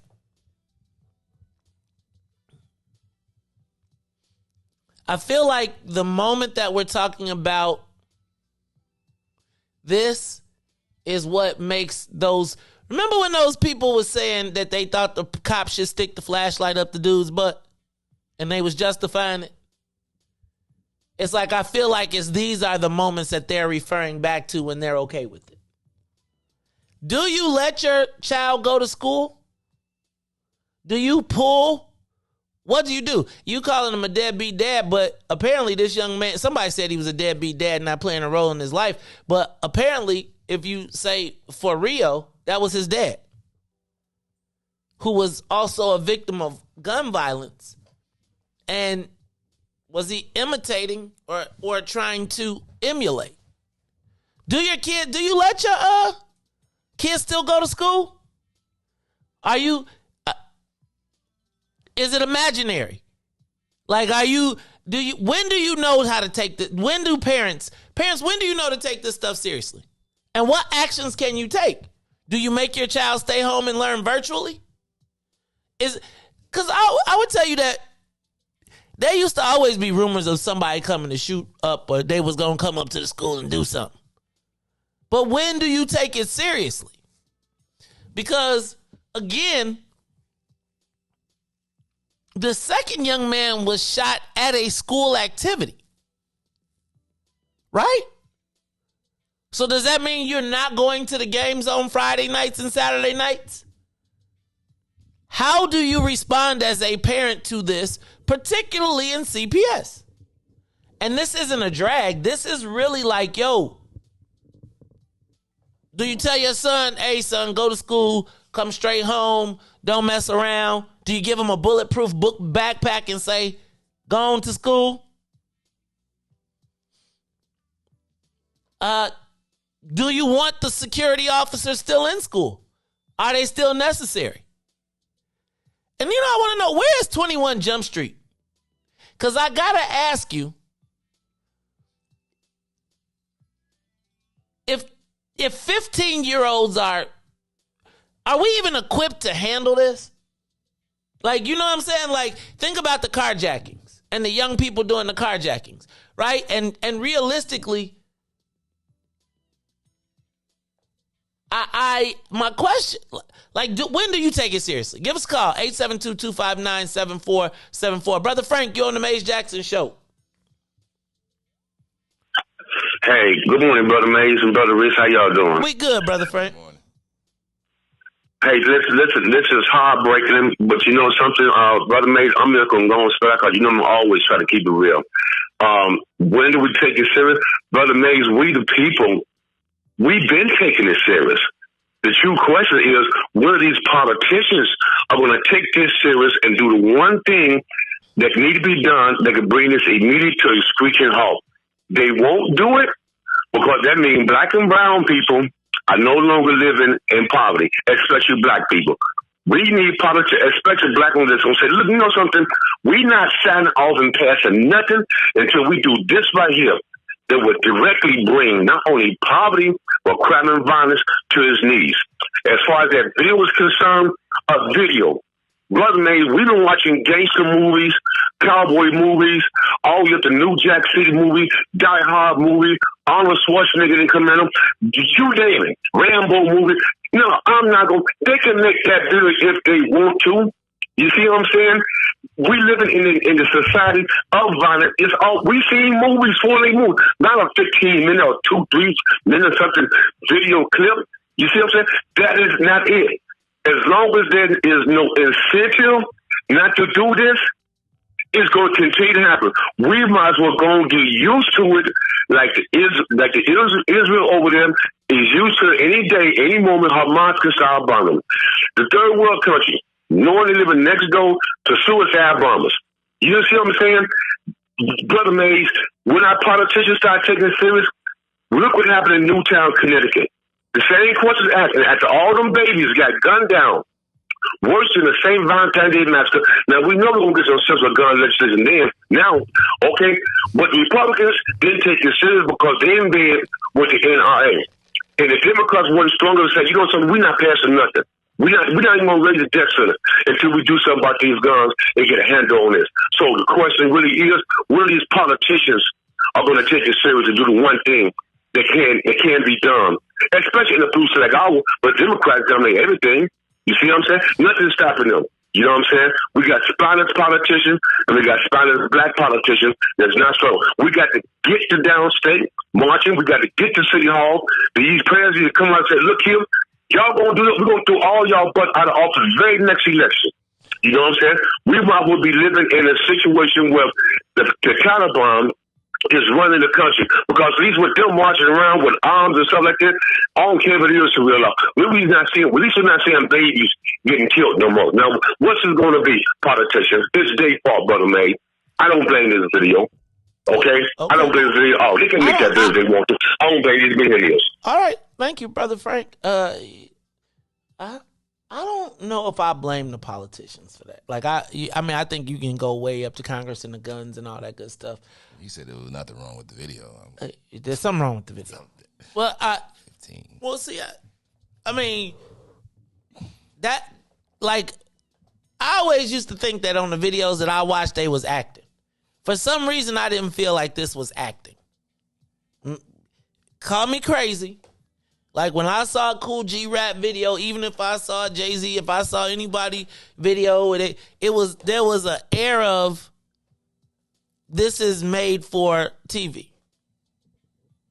Like, if your mama saw that video, what would she say? Like, if you was, like, I don't know what y'all talking about, but if my mama seen me in that video, I'm getting a beat down. I don't care how many $100 million that I made. And Frank, Brother Frank, I don't know if you saw the video or not. Let's go to Angie. Angie, you on the Maze Jackson show. Please tell me this is my girl, Angie Fitzpatrick.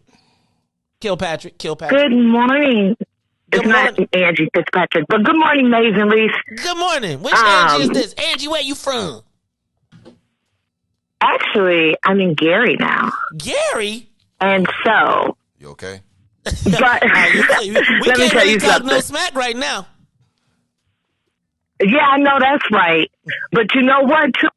First, when you were talking about the children, my children are in junior high, and I just was talking about this with my husband that I'm not going to send them to the local high school. As much as I hate to do it, I'm going to send them to the white Catholic high school because I don't want them killed. So I don't want to do it, but it's too much, the violence. A 15-year-old had just got shot. He lived, but he just got shot at the bus stop. So I think that the problem is that us grown folk, we raised them on this gangster killer rap, and now the radio stations, the labels, they put it out to these children since they are knee-high until they're 15 years old. They're grown up. We think it's cool to be a gangster, to be a killer. They listen to this, they jam to this, everybody is pushing this at them, and we act like it's all right. We don't want to say anything. It's cool that they playing on WGCI and 92.3, all this killer music all day long and act like it's not going to have an effect on these kids. This is what the grown up, we act like it's cool. Something wrong with us. I'm going to say this. Nobody, I mean, this is ridiculous. This is for black kids. When you turn to the white stations, they not listening to this crap 24/7. They actually are trying to do us. I just don't think they're acting, right? Like, I feel like, again, they act. Who's acting? I think white kids watch this stuff. White kids be watching our videos and they be acting, and I'm sure they may watch their videos, but I promise you, their mama ain't playing in the house. It's not on their radio station all day. You go to school functions, they play this killer music. This is death music. This vibrates. I think it's deeper than just music. This is like on a subconscious level. This is what they're growing up to. And black people our age, we don't want to say nothing because we put it out there with NWA and all that. But so we got to take responsibility. FCC shouldn't let them play this garbage on the radio 24/7. We act like it's cool until our 14-year-old, 15-year-old who ain't did nothing was a good kid, like the one on the bus. I can't remember his name that got killed. But it's like, come on. We're glorifying this crap. And then we don't do anything. We sit back and we wait for who? What? Okay. Thank you, Angie. I can appreciate your opinion. I think we got to be careful, though. I think Tennille hit on a point. I do think we got to be careful. We got to be careful about how we stigmatize the schools, right? I will be honest.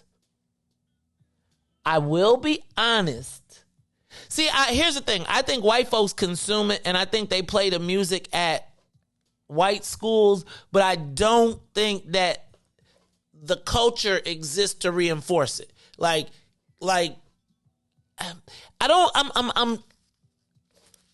you said you're going to put your kid in a different school. What you going to do? What you going to put him in if you know this is happening at the school, can I back up? May I ask legitimately, us as a group, is that a real threat?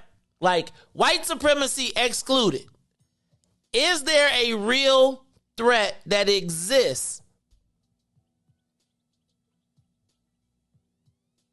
with violence in the schools for young people?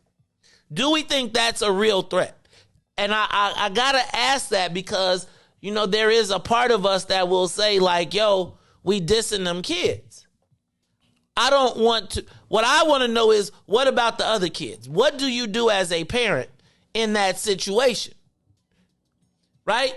Because from what I'm hearing, the young man is not from Chatham. And if you looked at the building, he was from Altgeld.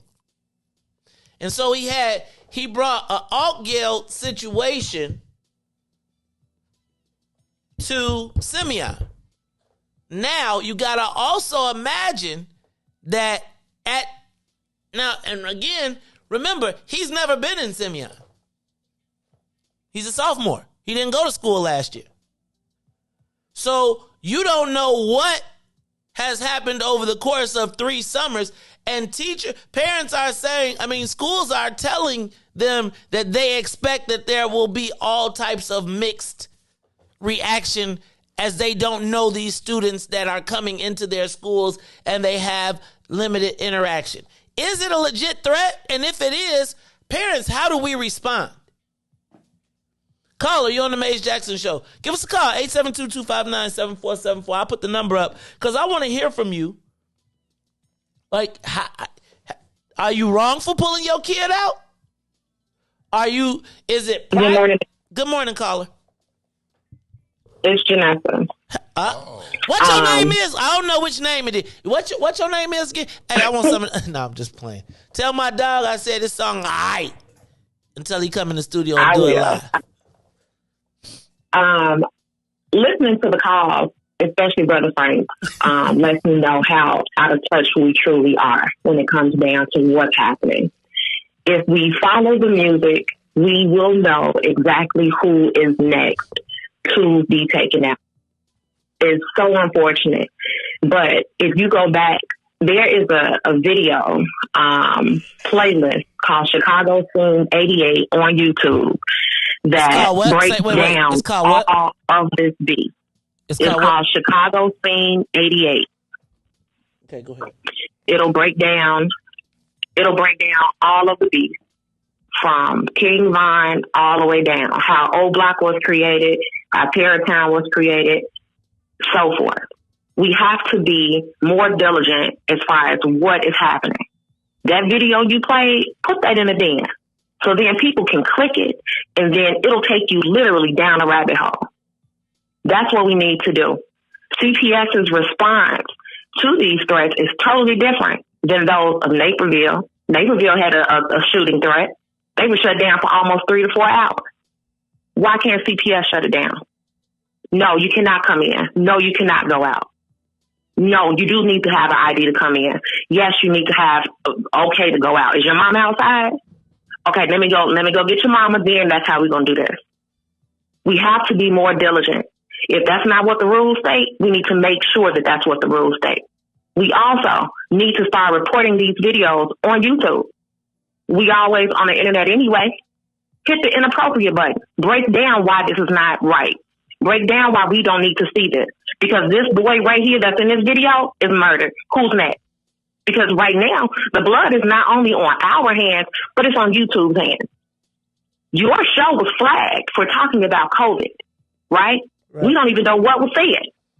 But this video is still up, along with hundreds of other videos. And I can guarantee you today, they'll be shooting another one. So this is the issue. We need to really follow what's going on. Follow the music. Like the last time we were talking about it. I told Riis, play some drill music. Play it. Put some in a rotation. The music is operating on a low vibration. Low vibration accompanied with the lead in the water, the things that they've seen, father kill, uncle kill, brothers kill, sisters kill, stress, being told that they won't do this, they won't do that. The OGs now are 22, 23. To us, those are still babies. But to the 15-year-old, that's their big brother. That's the OG. It's a problem. That's something that we can take care of. Take your kid's phone. Create a profile. Go to this legal help where we go see who got killed. It's always somebody laughing. Click the profile. I can guarantee you will see exactly why they got killed. And who next? These kids do not care about what they say on Facebook. Just like we don't care. We talk about Black Power every day. Their struggle is the same struggle that they feel like we have. Just follow the music. That's all you got to do. Love y'all. Thank you. Love you back. Man, Charlie, I was just looking at that Chicago Scene 88. I'm not messing with that. That was too much already. That was too much already, Joe. It was only like 2 minutes. No, Joe, I was Googling why. Man, Charlie, when do we take it seriously? How do we know to take it seriously? Is it a serious? Is it? See, I guess my thing. Is this real? Cause I gotta ask, where does the white supremacy piece come into this? And let me. So can I say that I believe there are levels to this. So where white supremacy comes on is that they create a platform and they monetize it. They may even instigate it. What does that mean for our children? Dog, did you see the clip on that gun? They be putting clips on guns that ain't even supposed to. They not even supposed to have clips like that on a gun. I was like, that's not a machine gun? When I said that, it got the extender on the clock. See, I don't know, because somewhere in our midst, there's a glorification of this. 15 shooting a video outside in front of the gardens. Ain't nobody see them. Like, ain't nobody report it. Like, I mean, what you ain't? I mean, who gonna report it? Did you hear what they said they was gonna do? Yeah, shoot you in the head and in the neck. We don't aim for the chest. That's what they said. So here's the thing I gotta ask you, because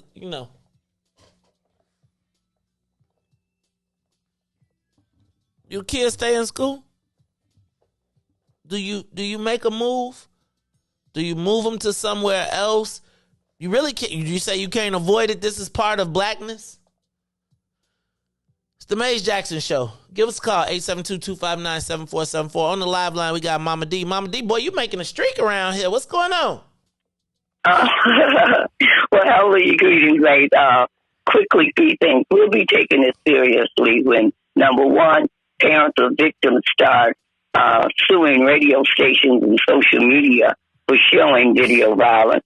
And two, when we need to appeal to the artists that the youngsters are listening to, like Kanye and Nicki Minaj.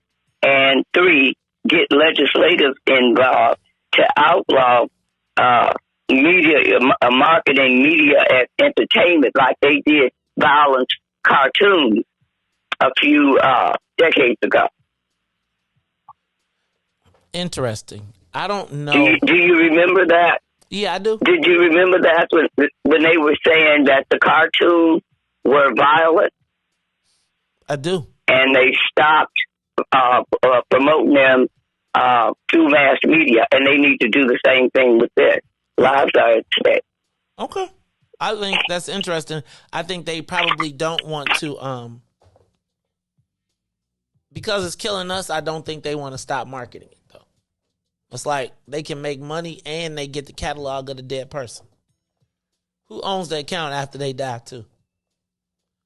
Because they still get to monetize. Let's go to the live line. Maurice, you're on the Maze Jackson Show. Do we take this stuff seriously? Like, is this a real threat, or are we just imagining and the media is hyping it all up? Maurice. Good morning. Good morning. Yeah, how you doing? All right. All right. See, I believe three ladies hit it on the head, but I don't know if you're scared to deal with FM. Because you said about a platform that's developed for this to be produced, and it seems like you and down on others, maybe the politicians need to deal with this. I can't understand you, brother. You in a tub or something? What's going on in the background back there? I don't know what it is, but your congregation, everybody call on speakerphone. Like, yeah, take us off speakerphone. Something I can't understand you clearly, brother. I'm sorry. Maurice? All right, hold on.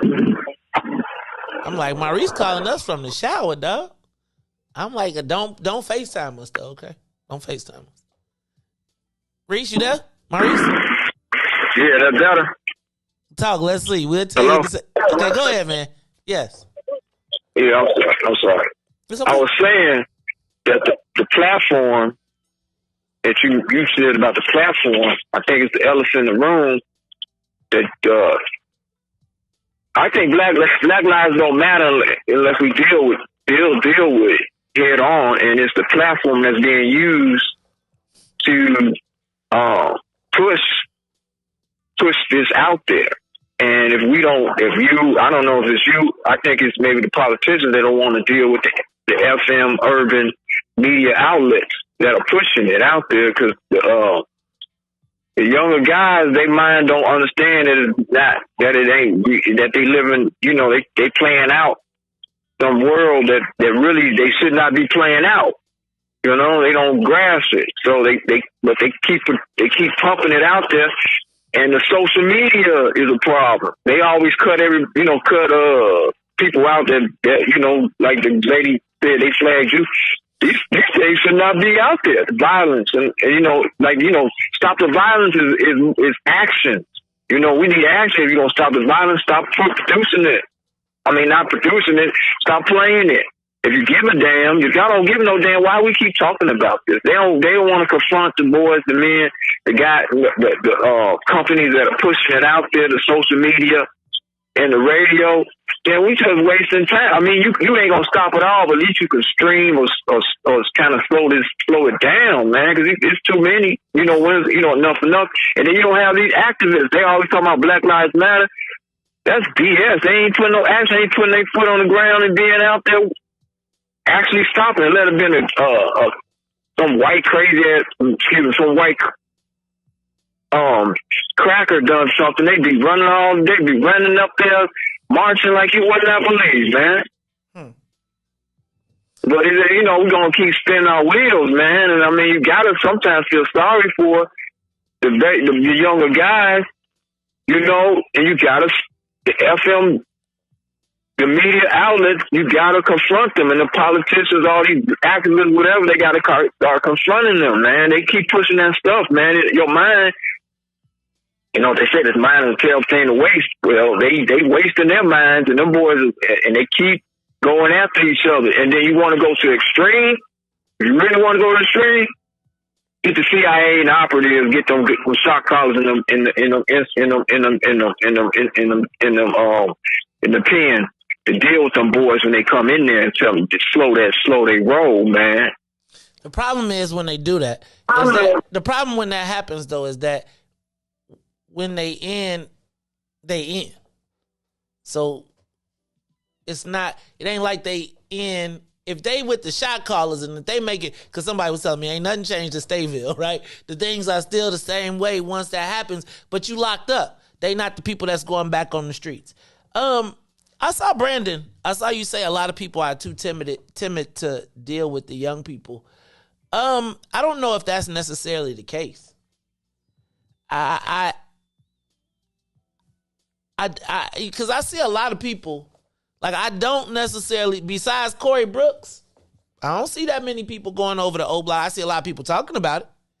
I see a lot of people admiring it from afar or being like they can walk through it. But like meaningful interaction, I'll be honest with you to tell you that most folks that's trying to make it is trying to make it. They trying to keep sure that their kid ain't there. And I don't necessarily buy into the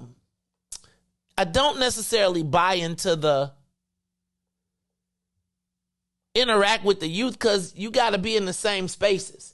And I think that everybody has a job, and everybody's job is not going to be to interact with the youth. Now, I'm saying, like, you see a kid on the street and you be like, you see somebody, you give them positive, but I think it requires a special skill set of people to deal with young people. Like, to really, really deal with young people, not superficially, not be like, hey, man, what's up? Because be real, it don't have to be real. Like, I think, and I do think that most of the people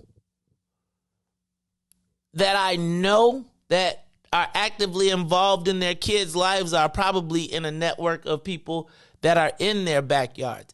I think the places where we got the issues are where that doesn't exist. And so I think, see, we do glorify this lifestyle somewhat.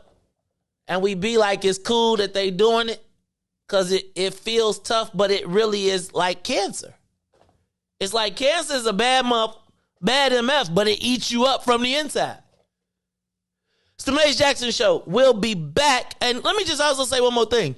Yeah, we got to stop talking about like this is just the radio. This ain't the radio no more. And I think that dates, that almost misinforms where the information is coming from. These are videos. Radio you can't hear. Visual stimulation, they got, like we ain't talking, we didn't, the radio station is not where you become famous anymore.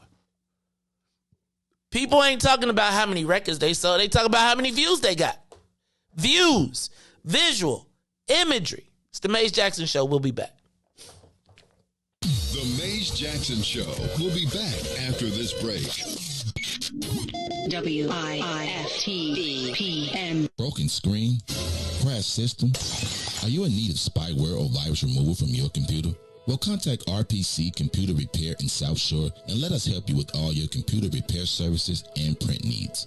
Need office or print production services, copies, scans, fax, or even notary service? Then stop by and support RPC Computer Repair and Print Shop located 1741 East 71st Street in the 71st Street corridor, newly revitalized South Shore areas, and let RPC be your one-stop shop, where we believe RPC is your PC. RPC Computer Repair is also a UPS access point where you can drop off and pick up your important packages. So let RPC be of service to you.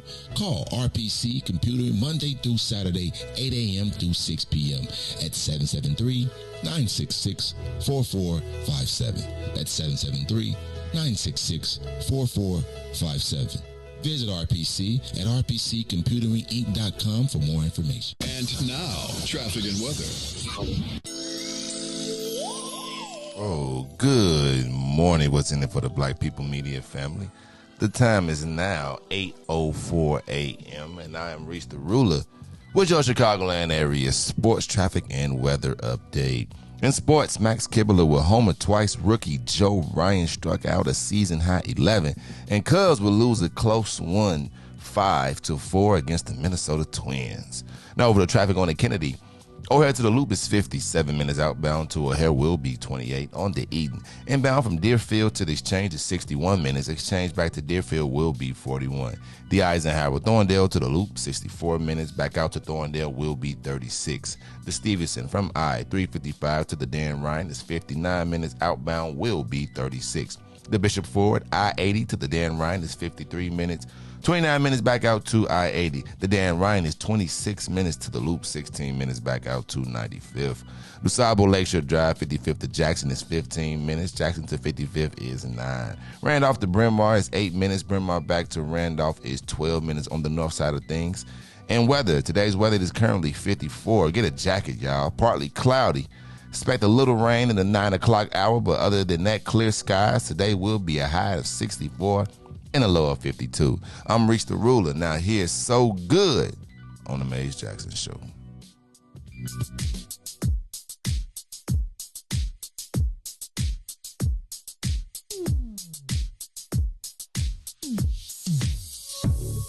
I don't know what you did, but you did it right. Girl, you make it look so easy. Everywhere you go, there's turning left and right. Can't say you a dime, you're a 20-piece. Cause girl, you're the reason I be acting funny. Everything in me telling me don't let you get away. And all the guys looking like they wanna love you. Every day I'm your body, got none over my dead body. Why you gotta look so good? Why you gotta look so good? Why you gotta look so good? With your hair done, nail done, when you put that grown on, why you gotta look so good, good? With your hair done, nail done, when you put that grown on, girl, why you gotta look so good? I can look and see you're not an average chick. You're shutting it down everywhere you go. Girl, I want you as bad as I want a check. Cause you're sexy from head to toe. Girl, you're the reason I be acting funny. Everything in me telling me I'll let you get away. And all the guys looking looking like they wanna love you. Every day I'm your running gun out over my dead body. Why you gotta look so good? Why you gotta look so good? Why you gotta look so good? With your hair done, nails done, when you put your grown on.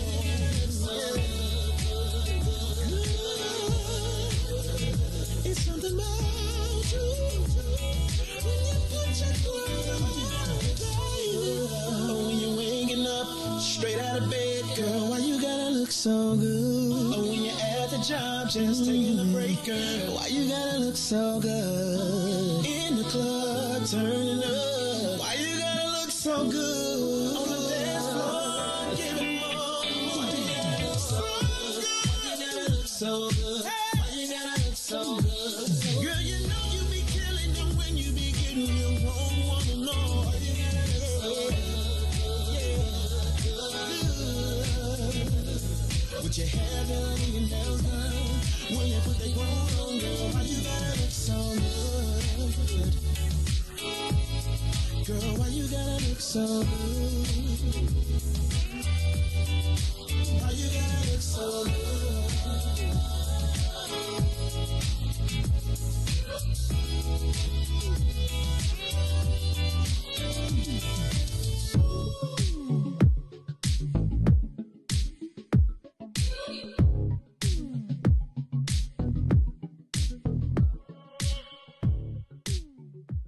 Back to the Maze Jackson Show. You are listening to the most dangerous show in the morning. This is What's in It for the Black People Radio. Maze Jackson. Maze Jackson, the most vociferous advocate for black people in the world.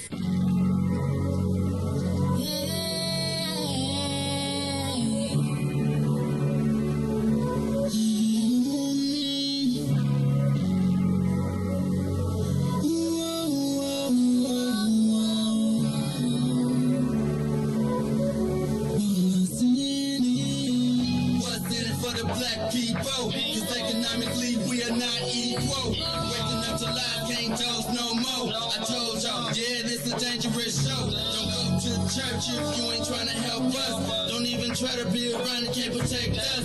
We see the lies, not other politicians. We need money and no symbolism. It's Maze and Riis and Ruthie and Todd, explaining how we all come from God, giving us tools to beat the odds. If we united, our movement gon' stop. If they ain't tryna help us, they ain't tryna do nothing. We gotta do something, we gotta stop running. It's time to confront the problem. Really, you expect you oppressed and solve.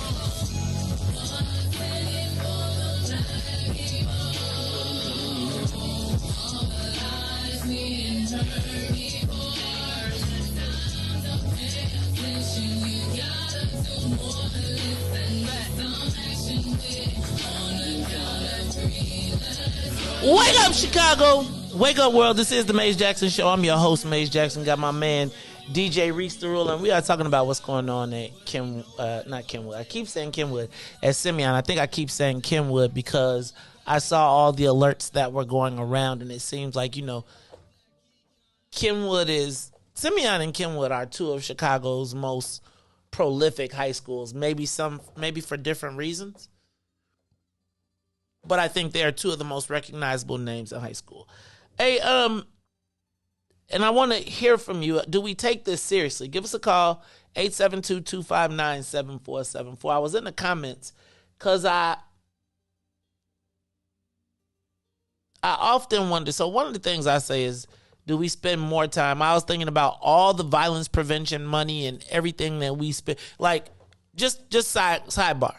Who are the violence prevention organizations that are responsible for what's happening over there? How much did they get paid? And are they going to keep getting paid? Do they have to solve it? That's the first thing. The other thing is, there was a time in my life, y'all, and I think this is something that I think a lot of black people, I think a lot of black people, black men, all right, Riis, I saw that video. And I would tell you that maybe minus the extended clip, because I'm a little older, I probably have been involved in some scenes like that. Not like that. Like not outside, not walking. But I had a phase. And I think a lot of black men have a phase. I was thinking of it as the movie Boys in the Hood. Remember in Boys in the Hood where they was all a crew and Doughboy was plugged, but by effect, everybody in the car was sort of semi-plugged, whatever. Let's say that maybe in the car. You was Cooking Cuba Jr. No. Well, way back up. I had a Cuba Gooding Jr. moment after being Doughboy for a little while. Oh, okay. Right? So you do the Doughboy, and then there's a moment in the Doughboy moment when you like, ooh, I need to get out the car. Right? Like, you might have rode the car a few times, but there's a moment when you be like, stop this mug, I'm getting out. Because you know if you take this one, it's no return. And you driving and you saying, and I think a lot of people on this platform got out the car. They may have been in the car and they glorify their time in the car but like, don't front. If you done moved on and you got a crib, you got a house, you got a family, you taking care of that family, you're not in the car. We might want to feel like we still got keys, we still like we plugged, but you ain't in the car. You got out of the car. So start there. Because I think a lot of us like to play like we still in the car when we ain't. We still got the plug. We had our time in the car, and we look back fondly on our time in the car because there's a piece of us that justifies our black maleness by the time we had in the car or by the associations we had with people who rode in the car. And I rode in the car with them. I didn't go on the mission, but we would ride around. But let's be clear that if you are right here, right now, 9 times out of 10, you got out the car at some point. Yep. So my point now becomes, so I don't negate that moment in time in the life. Twin, I know you ain't talking because when I came down to Illinois State, I was like, is that what? Like we talk about, some people had it in college, right? Some people, man, got to college and got tough. Changed themselves. I'm not going to lie, right? There's Riis, you know, like you ever had the moment when like the little homie that you knew say, my name ain't, you be like, hey, Lil Ron. He be like, my name ain't Lil Ron. My name Lil Murder. And you know that he done made a choice or he's in that phase, right? He's in that phase of, now, most of us figure it out by 2025, like, whoop, this ain't it. There are the people that keep on that road, though.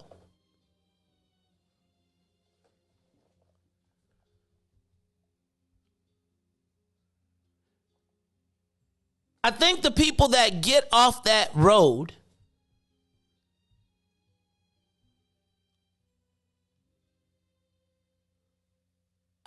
I would say that, can I say like maybe, what you think the split is? Like 60-40, 70-30 black men got on that road? How many got on there?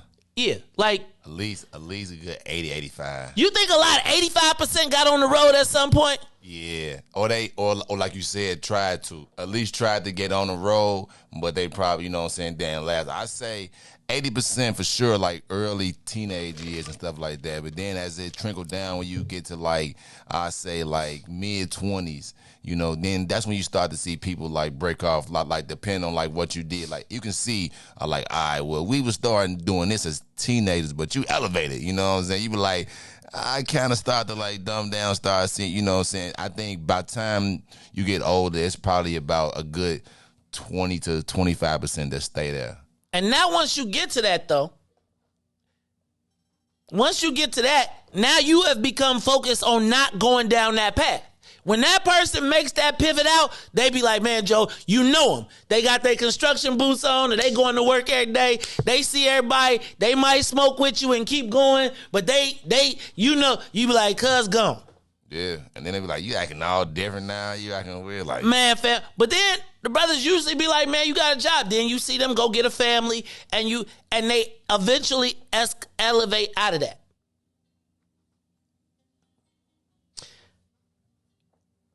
For the people in that box,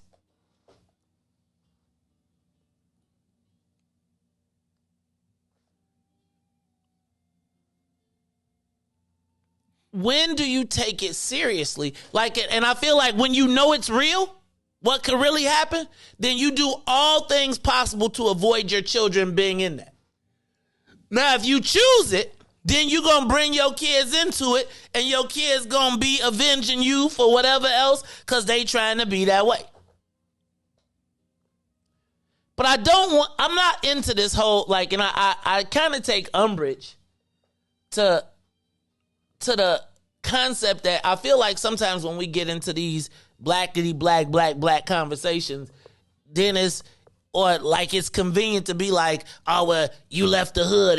No, not really. I see every weekend, if you go to Ashburn, if you go to, even Chatham, you go to all these neighborhoods. I was just talking to Big Swill. We was driving down 63rd, and he was like, man, that's where little such and such played football. We used to pack out here. We out here every Sunday with our football equipment, our chairs, our whatever, etc. I think there are so many, once you get out of the life, you so focused on trying to not get sucked back into it or to keep your kids out of it that you're doing, you gone all weekend. How many parents really got the time once I'm not saying you can't mentor, but I am saying we can't be, I don't know that we're not involved in the lives of the kids. I think there are very good predictors, right? Like when you look at kids, some of our children don't have that reinforcement. And I guess when do we take it seriously? And how do we take it seriously without recognizing the role that white supremacy plays, but also recognizing that, hey, Joe, everybody I know that got kids, they trying to keep them away from stuff. And they spending more time trying to build activities. That's why you can't get a black parent that's active on the weekend to do nothing, because they in 16 AAUs, they going to soccer, they doing everything to keep their kid busy. And in that space, they start interacting with the parents that are trying to keep their kids busy. And then that becomes a safety net that the black man says, hey, Joe, I saw your son at blah, blah, blah. Like if I ride up on any of the black kids from St. Rita, it's like, hey, man, I call, you hit the dad's network, you call, you say, boom. And that ain't just limited to one kid. I just think, we got to figure out how do we deal with the rest of this. Combined with the fact that we know that there's white supremacy, but that white supremacy is being executed on us. What's up, Riis? You look like you want to say something. All right, let's go to the live line. Uh-oh. He finna let y'all have it. On the live line, it's the man. Byron, you hung up. Oh, Byron was like, oh, no. Let's go to the live. We got any more calls? Let's go to the calls. Caller, you're on the Maze Jackson Show. Hello. How are you? This is Katie. How you doing? Hey, Katie. Yes, I think in listening and reading some of the comments, going after the YouTube and the Facebook and Instagram, any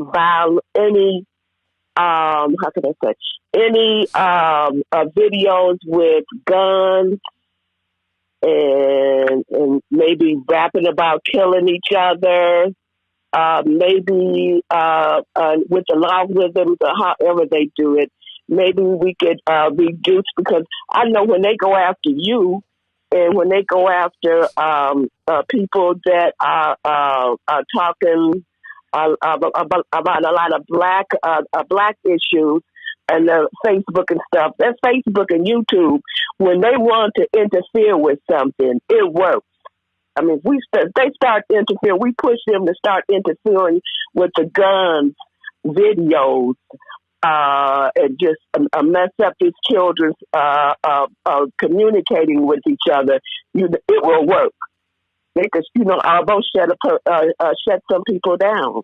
So I think maybe we should do that. Maybe that's one of the things we can do. And it's just like you said, with the families, I mean, the difference between your family and other families out here is something else. I mean, some people are still having babies to stay on Medicaid and keep their housing vouchers. It's a whole different world in other people's lives. So that's my comment. Bye-bye. Thank you, Katie. I appreciate you. We got another calls up there? It's the Maze Jackson Show. Give us a call, 872-259-7474. Byron. Uh-oh. Byron, you call back. What you got for us? What's up, Byron? How you feeling, man? Maze, I'm going to go light. I can't go heavy on you because they can cut me off. No, I'm not going to cut you off. We're not going to cut you off. No, I know you don't. But I'm just teasing, Maze. I'm just teasing, man. But what happened to consequences for your actions? See, back in the day, we were scared to do certain things. And these days, I have a permit to conceal carry, right? Card, right? I go through all this work to get my conceal and carry card, right? These cats don't have to do that because there's no consequences for not having it.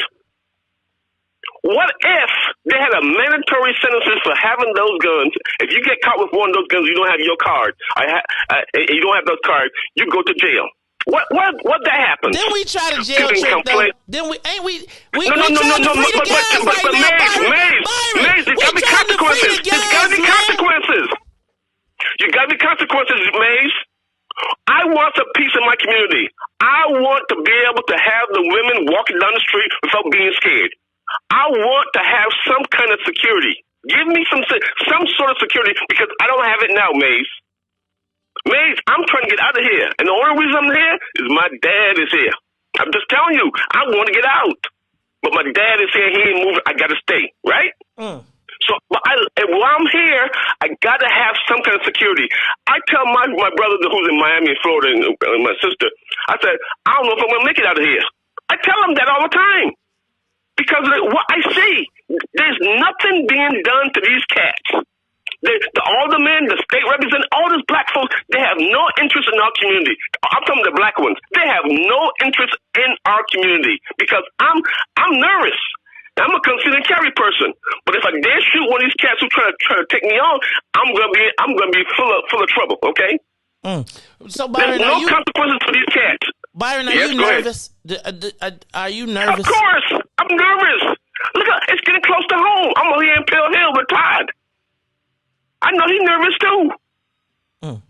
Wait, you teamed up with Todd? Todd? But we can't say that because you can say, oh, these are this little bad elastic kids, and no, they're killing people. They're killing people. It's different if they're just beating them up, but they're shooting and killing them. You're not gonna be here too long. We ain't gonna be here too long. We need our police. First of all, we need our police to get these guys off the street. If you want to run your car with your tinted windows with your Mac 8 I just got my windows tinted, man. What you trying to say? Because they're hiding the guns in those cars at the officers. They're scared too because they can't shoot back. They can't chase them. They can't do nothing to them.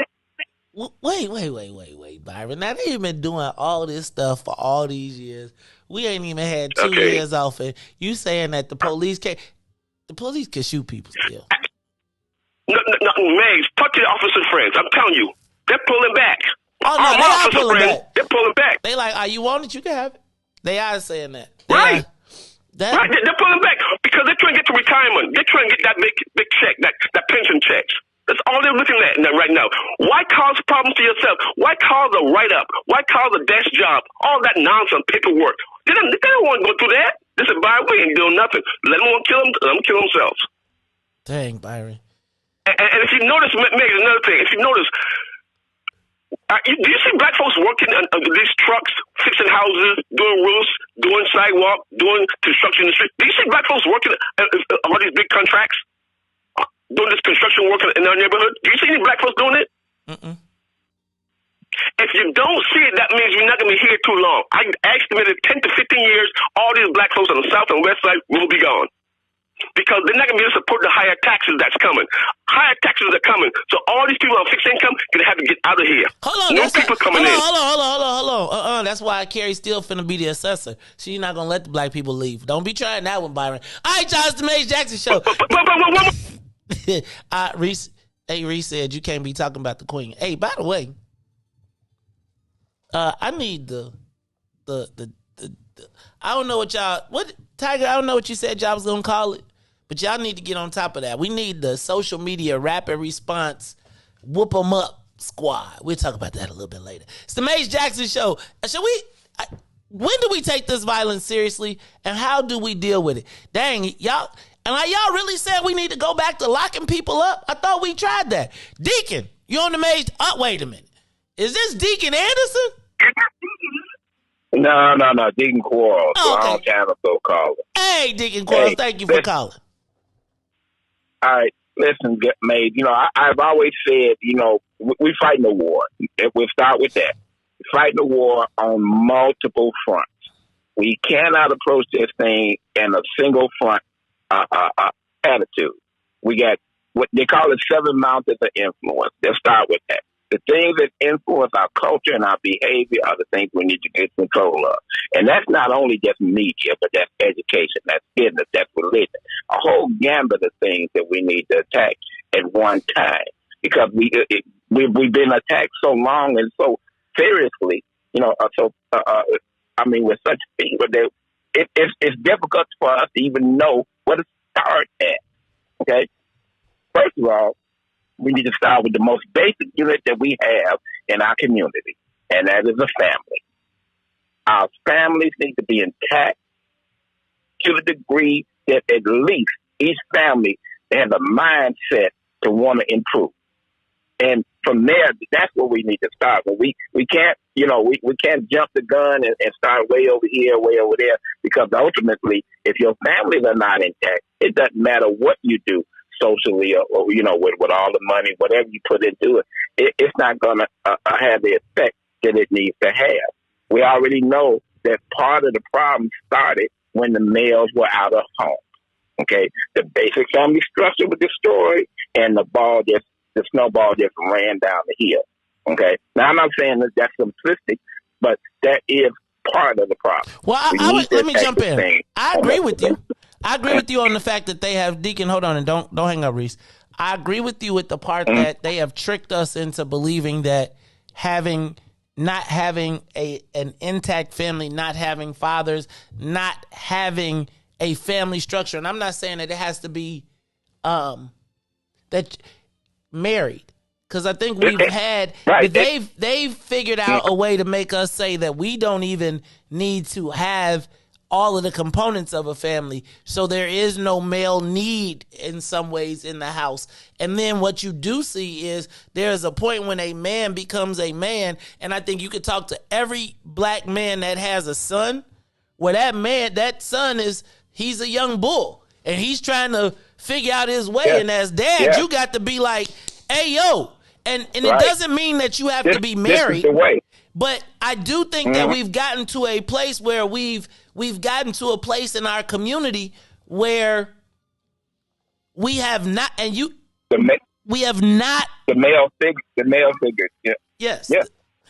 I 100% agree with you that I do believe that there is a piece here. They always say when the man stands up, the boys sit down. But if you have emasculated the men, if you have always made the men be belittled, if you're a black male looking at black males right now, in a lot of cases, you see yourself neutered. And so when you think about Francis Cress Welsing and why they waving guns and stuff, is because it is in my eyes, a flex of their masculinity, which they don't always get to see, because we've been denigrated to a point where, like, when they even count, they don't count black males.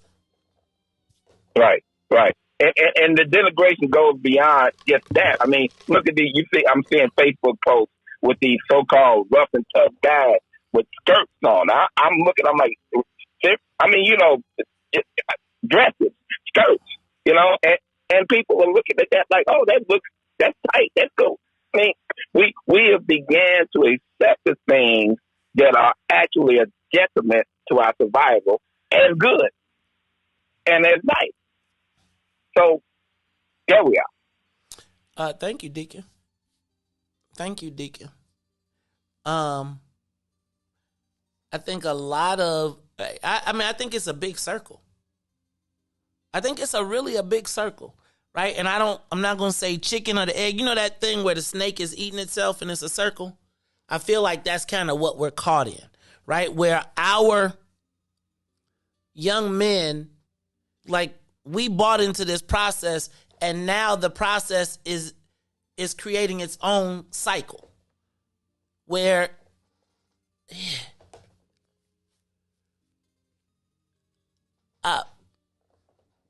I don't know where, and I don't know how, but I do know that we gotta figure this thing out. We got more callers?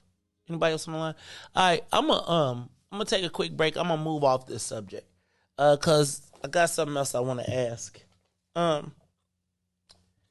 Really, what do black people take pride in? Right? We just spent all this time talking about this, and we're gonna keep talking about it, but I want you to think about this while we take this break. What do black people take pride in?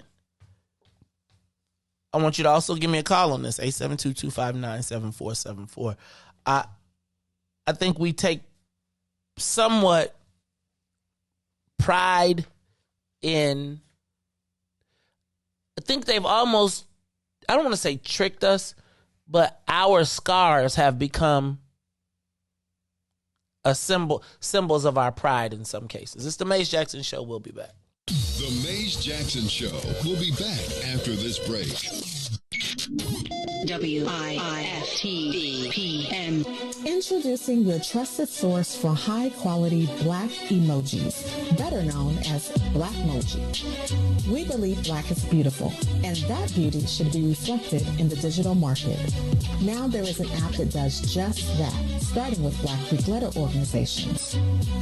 Blackmoji D9 offers more than an emoji app. It is a cultural experience of black excellence. Download the app in the Apple or Google Play Store to access a specially curated catalog of emojis representing the Divine Nine. Use the emojis to celebrate Black Week events, acknowledge current events, support social causes, and learn about esteemed Black Week members who blaze the trail of Black history. A portion of every subscription goes toward a scholarship fund specifically for members of Black Greek letter organizations to help keep the legacy alive. Download the Blackmoji app today. And now, traffic and weather. Good morning. What's in there for the Black People Media family? The time is now 8:35 a.m. And I'm Riis the Ruler with your Chicagoland area sports, traffic, and weather report. In sports, Matt Kibler will homer twice against the Cubs. Rookie Joe Ryan will sit down at 11, and Cubs lose a close one 5-4. Now over to traffic on the Kennedy. O'Hare to the Loop is now an hour. Outbound to O'Hare is 24 minutes. On the Eden from Deerfield to the Exchange is 65 minutes. Exchange back to Deerfield is 30. Eisenhower, Thorndale to the Loop is 77 minutes. Back out to Thorndale will be 33. On the Stevenson from I-355 to the Dan Ryan is 55 minutes. Outbound will be 44. The Bishop Ford, I-80 to the Dan Ryan is 58 minutes. 29 minutes back out to I-80. The Dan Ryan is 26 minutes to the Loop, 16 minutes back out to 95th. DuSable Lakeshore Drive south of 55th to Jackson is 16 minutes. Jackson to 55th will be 9. On the north side of things, Randolph to Bryn Mawr is 8. Bryn Mawr back to Randolph is 11. Today's weather, it is currently 54 and partly cloudy. Today will be a high of 64 with a low of 52. I'm Riis the Ruler. Now here's Loch Ness with Terrorism on the Maze Jackson Show. is releasing what it calls a new strategy to fight domestic terrorism. Following a 100-day review, federal officials are now laying out a new plan hoping to deter, detect, and prosecute domestic terror. They went to the Capitol waving their flags and looking for smoke. He was out there looking for justice. They was over there looking for votes. Ashley Babbitt was with him and told all the people that nothing could stop us. She climbed through the Capitol window, breached security, and called a shot, bro. The media say she a veteran. They paint the picture to make her look greater. But she disrespected the same country that she served. That makes her a traitor. They was fighting police, resisting arrest. On God, I couldn't believe it. I guess blue lives only tend to really matter when it's convenient. Hey, these are the times we witness in history. All because they didn't get a victory. United States is so contradictory. We get equal rights, that's a mystery. Politicians, they more like magicians. You know they got tricks up their sleeve. We point out the flaws that's up in this country. You know they gonna tell us to leave. Somebody try to help me understand it. Always seems like a double standard. They be out here leaving us empty-handed to certain rights we are not granted. The media is the culprit when it comes to the comparison. Cause when it comes to race, they always changing up the narratives. Terrorism. They say you a patriot, call you a hero. I call it terrorism. And that's on the real. You know what we know, I say it's terrorism. They say you a patriot, call you a hero. I call it terrorism. And that's on the real. You know what we know, I say it's terrorism. They say you a patriot, call you a hero. I call it terrorism. And that's on the real. You know what we know, I say it's terrorism. They say you a patriot, call you a hero. I call it terrorism. We still out here trying to get our reparations, but the government pump faking out here hesitating. I'm out here trying to keep my peace, so I keep meditating. The media make us look bad, they taint our reputation. Look, it's so sad that COVID causing toe tags. You claim you so patriotic, but you ain't wearing no mask. You out here wildin' with your MAGA flags and showing your ass. You wanna be part of some type of revolution so bad. Look, you talk revolution and constitutional rights, homie. I guess we forgot about back in the days when all of the business was whites only. Yeah. George Floyd got justice. Juneteenth got much respect. They made it a national holiday. Man, it's all good, but cut the check. They giving out all of these vaccines, putting it in you like caffeine. Was it all in the part of the plan? I bet money like DraftKings. It's land of the free, home of the brave. 1776, we wasn't free till 1865, so we wasn't part of that shit. And that there's terrorism. Terrorism. Terrorism. Terrorism. Terrorism. Terrorism.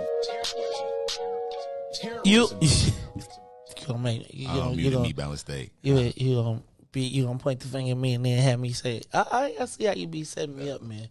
This is how it all starts. They start disconnecting your mic cords and stuff.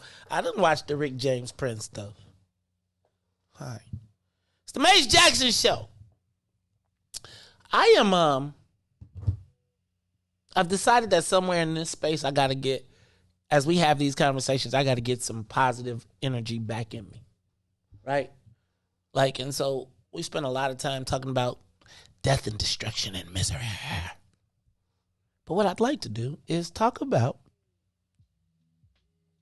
what do black people take pride in? One of the things that we talk about is we don't have culture. What do y'all call it? Cultural capital? And I was thinking, like, where do we start that at? Right? Because in my next life, I'm going to be happy and motivational. I'm going to stop telling secrets. I'm going to start being like, and yes, if you too can live like the stars, right? But I want to talk about, what do we take pride in? Give us a call, 872-259-7474. You know, a lot of people everybody was willing to call and talk about, and we tend to do this, right? We get to talking about the bad stuff and be like, yeah, and it's just the worst. But I got to tell you that there's something about black people that inspires me, right? That makes me, like, even in spite of all of this, something about being black, I still feel like I'm proud. Now, I'm going to tell you, I take pride in my stripes. Do y'all know what I mean when I say I take pride in my stripes? I take pride in my stripes. I think to be a black person in America, you have to have stripes on your back. I.e., America has whooped your ass. And I take pride in those stripes that America has whooped our tail, and we still here. And we still be like, yo, we gonna whoop. We still here. And in spite of every negative headline, I turned through this paper, boy, and I was like, boy, if you was to read the paper, you'll be like, black? Oh, God, no. That's why I don't read it, man. It'd be so much bad in there. Like, it just. But, Tennille trying to be a hater. I do take pride in being on the list. I don't be wanting to stand no lines. But anyway. Bigger than that, though. Bigger than that. What do we take pride in? Right? Like, what is it that we wrap ourselves? What are the things that we do that we can wrap ourselves around that become our beginnings of our cultural capital? What? And you know, I will tell you something. We do take pride in, black people take pride in a lot of external stuff. Right? Car, crib, clothes. But can I tell you something? I don't think that those things are necessarily wrong. I think that they put it to us as wrong, but I think everybody likes to be adorned just because ours is different. Right? Like, you know, I was thinking about, you know how we was talking about, well, not how we was talking about, but did y'all see the Rick James joint? The Rick James movie on Showtime? Did you know that Rick James, I used to make fun of him for them braids and them weave and all that stuff. Did you know Rick James based that on African culture? Like literally from Africa? And I'm truly proud to be black. Now, I think a big chunk of our pride in blackness does come from the fact that we know the world is against us and we stay here. But talk to me about what are the things that black people take pride in? Good, bad, or the ugly? Because I will tell you, we take pride in our gangster. We take pride in a lot of times in reverse. And you know why I say I think we take pride in our stripes? Because we proudly proclaim we're from Terrortown. We proudly proclaim we're from K-Town. Not that there's anything wrong with any of those. Right? We proudly proclaim we're from Holy City. We proudly proclaim we're from Inglewood. Salim talks about when he was in the service, all the brothers, no matter where they went, they was from the hardest part of that city. We took pride in being from Bolingbrook. Damn it. But what do we as hey, and don't trip. Did y'all know it's a part 2 of the Streets of Bolingbrook? Did you know King Sosa made a part 2? Part 2, Streets of Bolingbrook. We might have to bring that out next week. It's a part 2, dang it. We took pride in being from Bolingbrook. But what do we take pride in? Give me a call, 872-259-7474. I see my girl Cassandra on the live line. Cassandra, you on the Maze Jackson Show. What's up? Good morning, Maze. Good morning, Riis. This is such a needed topic. Thank you for bringing it to the forefront. First and foremost, I take pride in that I come from Roseland. And with that being said, what I did next, I had no examples of. Sure, it took a village. If you did anything wrong, you had Big Mama on the block that's going to whoop your tail until your real mama come home. We don't have that anymore.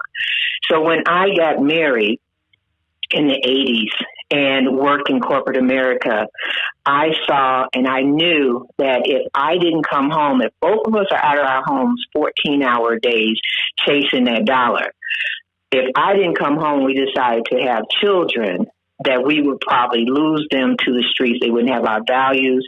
They wouldn't have our character. They wouldn't have what we want to instill in them to have a solid foundation.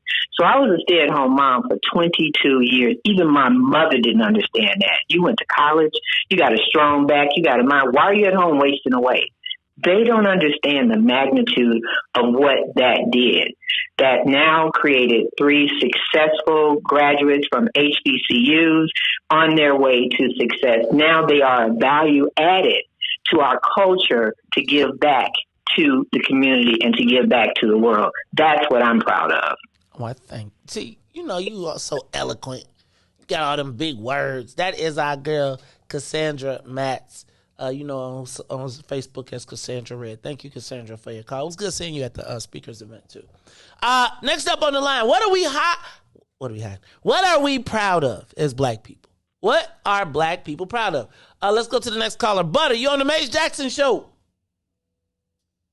Hello? Good morning. What up, Maze? What's up, Butter? How you feeling, brother? What are we proud of as black folks?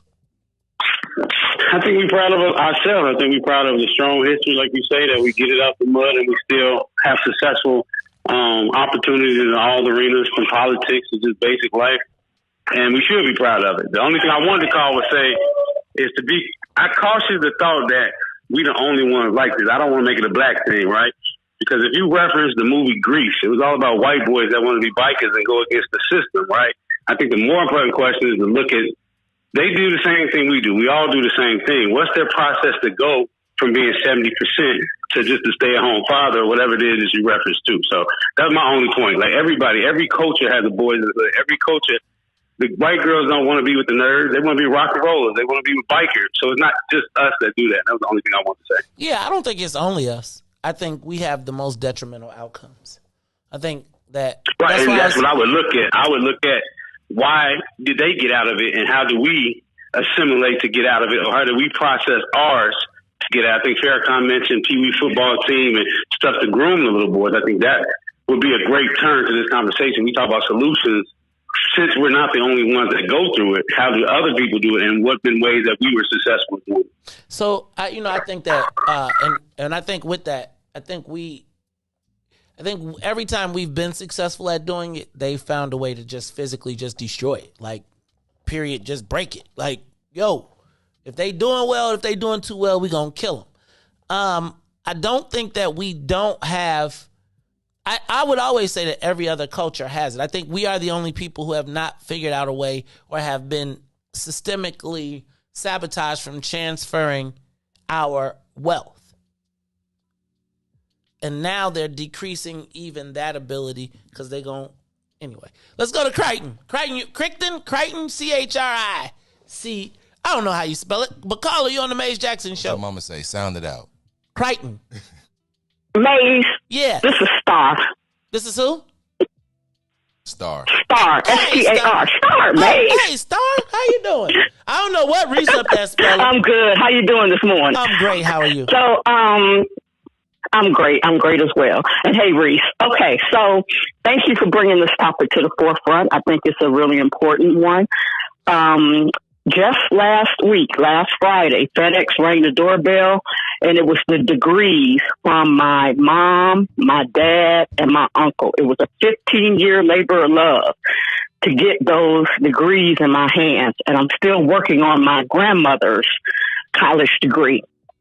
And in that research, I found that my grandmother would get in the car with 3 other women and drive from Mississippi Industrial College to Philander Smith College in Little Rock, Arkansas.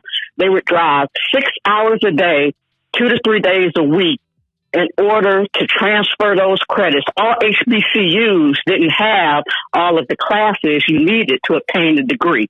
So they would drive 6 hours, 2 to 3 days a week to attend the classes and transfer the credits to the school in Mississippi to obtain their degree.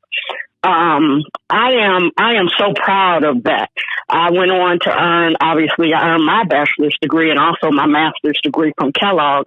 And it was an event that my parents were able to attend and be very proud of.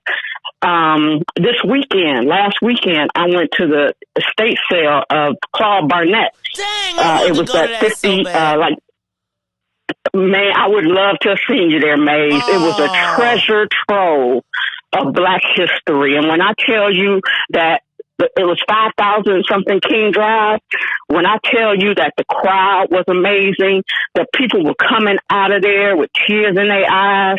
They had their first edition signed books in their hands. People had pictures of Dr. Daniel Hale. And if there wasn't an Associated Negro Press, there wouldn't have been an Ebony magazine or Jet magazine. And so, I listen to your show a lot, and I feel like if we only knew from whence we came, like a lot of us just don't know. When you walked in that home and saw all that crystal and all of that stuff back from the 40s and the 30s and the 50s, we are a fine people. We are an educated people. We have art. We have books. I acquired a first edition book that I've been researching from that sale that was signed by a potentate from Sierra Leone that Claude Barnett traveled with. If we took the time, right here in Chicago, if we took the time to learn about ourselves and really take pride in who we are, what we've been, and what we have yet to be, we would continue and will continue to be a fine people. Thank you so much, Maze. I love you, bro. I love you too, sis, and thank you. And I wanted to go to that Barnett. Thank you, Star. Thank you for that. Like, y'all, it's like we great. Like, I could talk about all the stuff. We could talk about the crazy politicians. We could talk, but we as Black folks, cause it's like, it's our stripes. I think most Black people, when they talk about it, it is our stripes that we are proud of. Because, again, you think about it. We make it on 14 cents on a dollar. Think about that. 14 cents on a dollar. We make it. We survive. We even thrive. We got any other callers up there, Riis? Anybody else on the line? Look, y'all, this is the Maze Jackson Show. I don't know how long I'm going to keep doing this part. But what I do want to do is I want to make sure that we share the information. So I want to thank everybody who came out to the What's in It for the Black People meeting last night.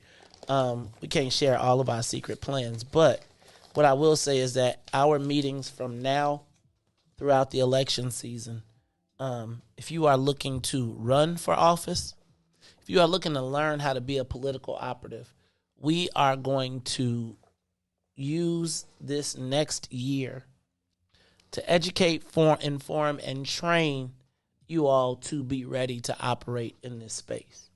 We got to have some operatives. We got to have some Black folks that are doing, that can do these things. It's like I talk about a lot of stuff, and I tell y'all about a lot of stuff because I've had the opportunity to be in the room and observe. I think it's time now that we are now, in my estimation, we have reached a critical mass of informed people. But what can we do about it? What can we do about it besides talking about it? I often, politically, we have a tremendous amount of opportunity. What's in it for the Black people, the Political Action Committee, what's in it for the Black people media? Like, I don't know if y'all recognize and our consistency every day, your comments, what you say, what you share, all of this has influenced what is happening in the state of Illinois. And know that when people say what's in it for the Black people now, like I was at an event where the executive vice president of Spot Hero was like, "You're Maze Jackson." And he was all proud of himself because he said, "What's in it for the Black people?" He's like, "White dude, what's in it for the Black people?" And I was like, "Good job. Answer the question, though." And you should have seen his face when I told him to answer the question. Because we got him to the point where they saying it now, but now we got to get them to the point where they scared. And look, and the white boy next to him was like, "I told you, don't do it. I told you." He was cool. He didn't say nothing. You brought up what's in it for the Black people. He's going to ask you, what is it? So then the white boy hits me with we got jobs. I was like, how much you make though? He's like, I mean, we got people. Who on the board? Oh, you. We got to keep pushing the envelope, and I think that sometimes you got to find the people that believe. And what you hanging up on me, Riis? Then Big Brother Kang Mufasa Red always says, go with the people that go with you. So that's what we're going to do. So over the next 9 months, if you have any interest in running for office, if you have any interest in being involved in the process, if you got any interest in trying to figure out this way, join us on the first Tuesday of every month at the What's in It for the Black People, at our location. I'll tell y'all. But it can't be all one person. And I'm not suggesting that it is because it hasn't been. But it all can't reside in my head. We got to have 10, 20, 50 soldiers, candidates, army. Riis, why you up there giggling, man? You doing too much laughing, dog. I'm trying to be serious here. What's funny? Oh, no. So you not watching the show? You not paying attention to the show? You talking to somebody else, looking directly at the show, the main event. What you talking about? I'm looking right at the main event. Rule number 1, never outshine the master. No, just play. Hey, y'all, this is the Maze Jackson Show. I am cautiously optimistic. I'm cautiously optimistic. I'm going to tell you. I just don't think they can hold us down forever. I don't. I think that even in spite of everything that we see, we are a righteous people that God owes. I think God owes us. Now, we got to turn our eyes back, because I will tell you, I do think that we have strayed very far away from what we know, right? This whole concept of we cannot survive without each other. Like, we can't. Like, we got to stop allowing them to make the divisions and the separations between us. They can't. It has to be when the women come. They can't say y'all come without the men. And men, we can't be like women, y'all got to stay in the kitchen until y'all got to be in the kitchen. I can't help myself. It's every second Tuesday. I'm sorry. You're right. Second Tuesday. Every second Tuesday. But y'all, there is a concerted effort. And if you kill the boys, they can definitely take the women. I know y'all think y'all tough. But ain't no woman beating no man. Not a long time. And so we ain't going to do it without each other. Like, I talk smack, I mix it up, I do all those things. But we are black folks, we not going to make it without each other. Because they don't, if you think you special, all you got to do is look at what's going on in Texas right now. And didn't your girl Kamala say stay home? Didn't she tell them to stay home? Put your head on a swivel. When you see your brother, when you see your sister, try to not mean mug. Try to make that nod. Try to make that acknowledgement. Try to start to connect that energy. Because, y'all, we got a mission. We got a plan. We cannot be defined by what they say. Twin, I'm glad you got out the car. Brandon, I'm glad you got out the car. Devin, I'm glad you got out the car. Riis, I don't know if you got out the car yet. No, I'm just playing. Riis, I know you got out the car because you here every morning. And then you working somewhere else in the afternoon.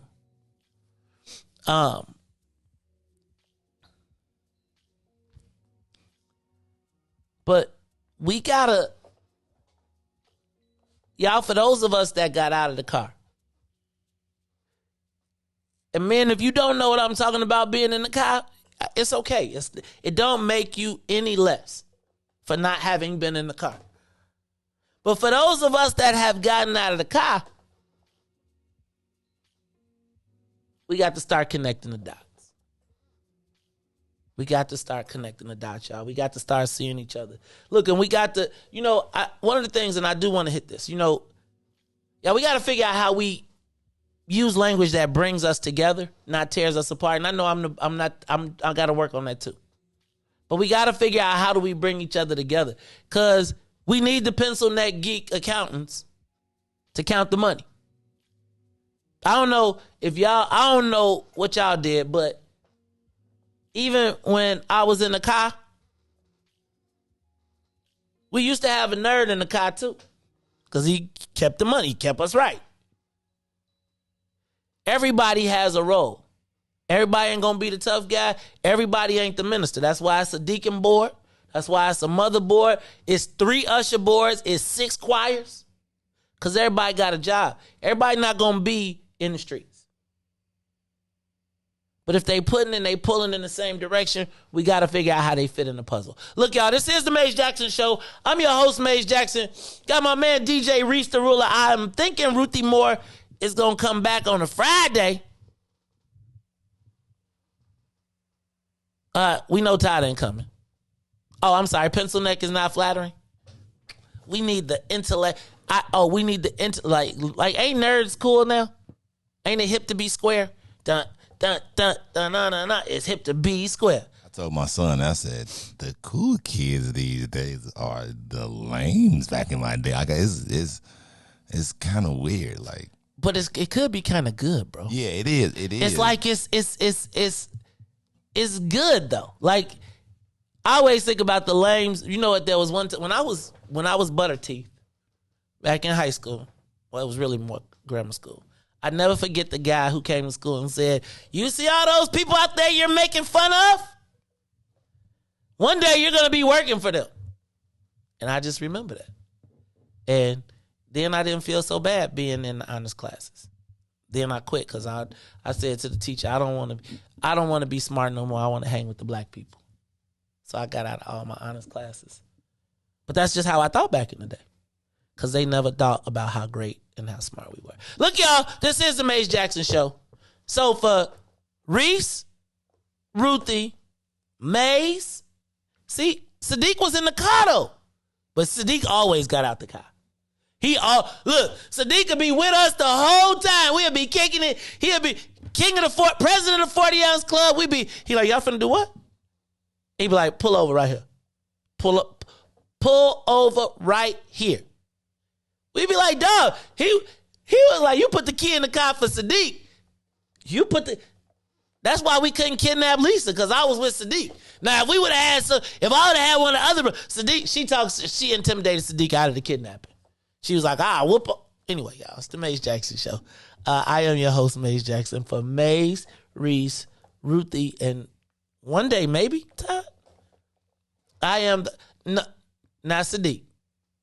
Dave never even got in the car. You roll with the car riders, but you always like, call me when y'all get back.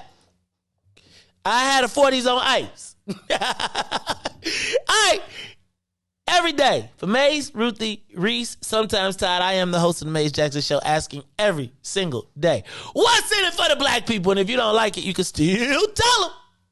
Maze said, hey, y'all, we want prayers out to the families of all the young people. And God, could you please put a hand on our children in CPS and in this city and in the urban centers around the country? I am your host. Oh, and don't forget, October 12th. Y'all, is it October 12th? Or is it, don't forget, oh yeah, we got the What's in it for the Black People cookout. I'll tell y'all the details about it tomorrow. We'll be back. So, Maze, Riis, Ruthie, no Todd. And I'm trying to do this because Riis done fell out. He done had a conniption. I think his blonde ponytail done changed him up a little bit.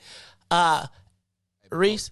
Hey, before we go, though, like a real serious matter is, I don't know if you heard about the hit and run in Brownsville about a few days ago. No. It was actually a friend of mine. It was a hit and run. If y'all know any information about the hit and run on in Brownsville, I'll give y'all more information tomorrow. Please report it. She had to have her leg cut off and everything. What? She was parked legally. Drunk driver hit her in the car. She flew a half a block and they kept going. So yeah, man, keep her in y'all prayers and everything. But if you know anything about it, I'm gonna get y'all the date and everything tomorrow. All right, man, Riis, if there's anything we can do, let us know. Hey, y'all, we'll be back tomorrow. We out of here. Let's get down to business and go ahead and address the facts, man. Lightfoot seems more lesbian than black. Rahm Emanuel's another case. He was just as tired. 50 closed schools left much to be desired. Police had Anjanette naked on that body cam. They suppressed the footage so it couldn't touch a lot of hands. Reminds me of that 16 shots in that cover-up. Both of them similar, so I went and dug it up. George Floyd killed, a lot of riots happened in the town. Southside burned and they wouldn't let them bridges down. Grandmother sick, need a prescription and plus a couple groceries. You gon' have to travel just to get it now. COVID-19 out here shutting all the business down. Not enough SBA loans to even give around. So many failed businesses that you can put them in the pile. If you don't survive the pandemic, it's gonna sit you down. We sing, dance, play ball, entertain, and crack jokes. Government infested black neighborhoods with crack smoke. System that milked us so bad, we got lactose. Still trying to find out what's in it for us black folks. We sing, dance, play ball, entertain, and crack jokes. Government infested black neighborhoods with crack smoke. System that milked us so bad, we got lactose.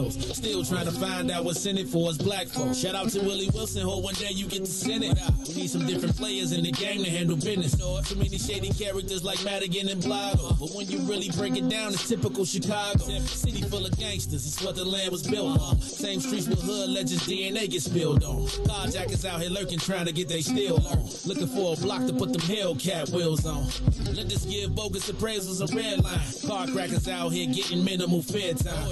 And I'm the seal carry, I stay with the pipe. But Illinois gun laws giving minimal rights. Stay up on the swivel, make sure I'm moving tight. Check all of my mirrors when I pull up to the light. Pick my homie up from out of town, man, he caught a flight. He was hella nervous, told him, shorty, this is a way of life. We sing, dance, play ball, entertain, and crack jokes. Government infested black neighborhoods with crack smoke. System that milked us so bad, we got lactose. Still trying to find out what's in it for us black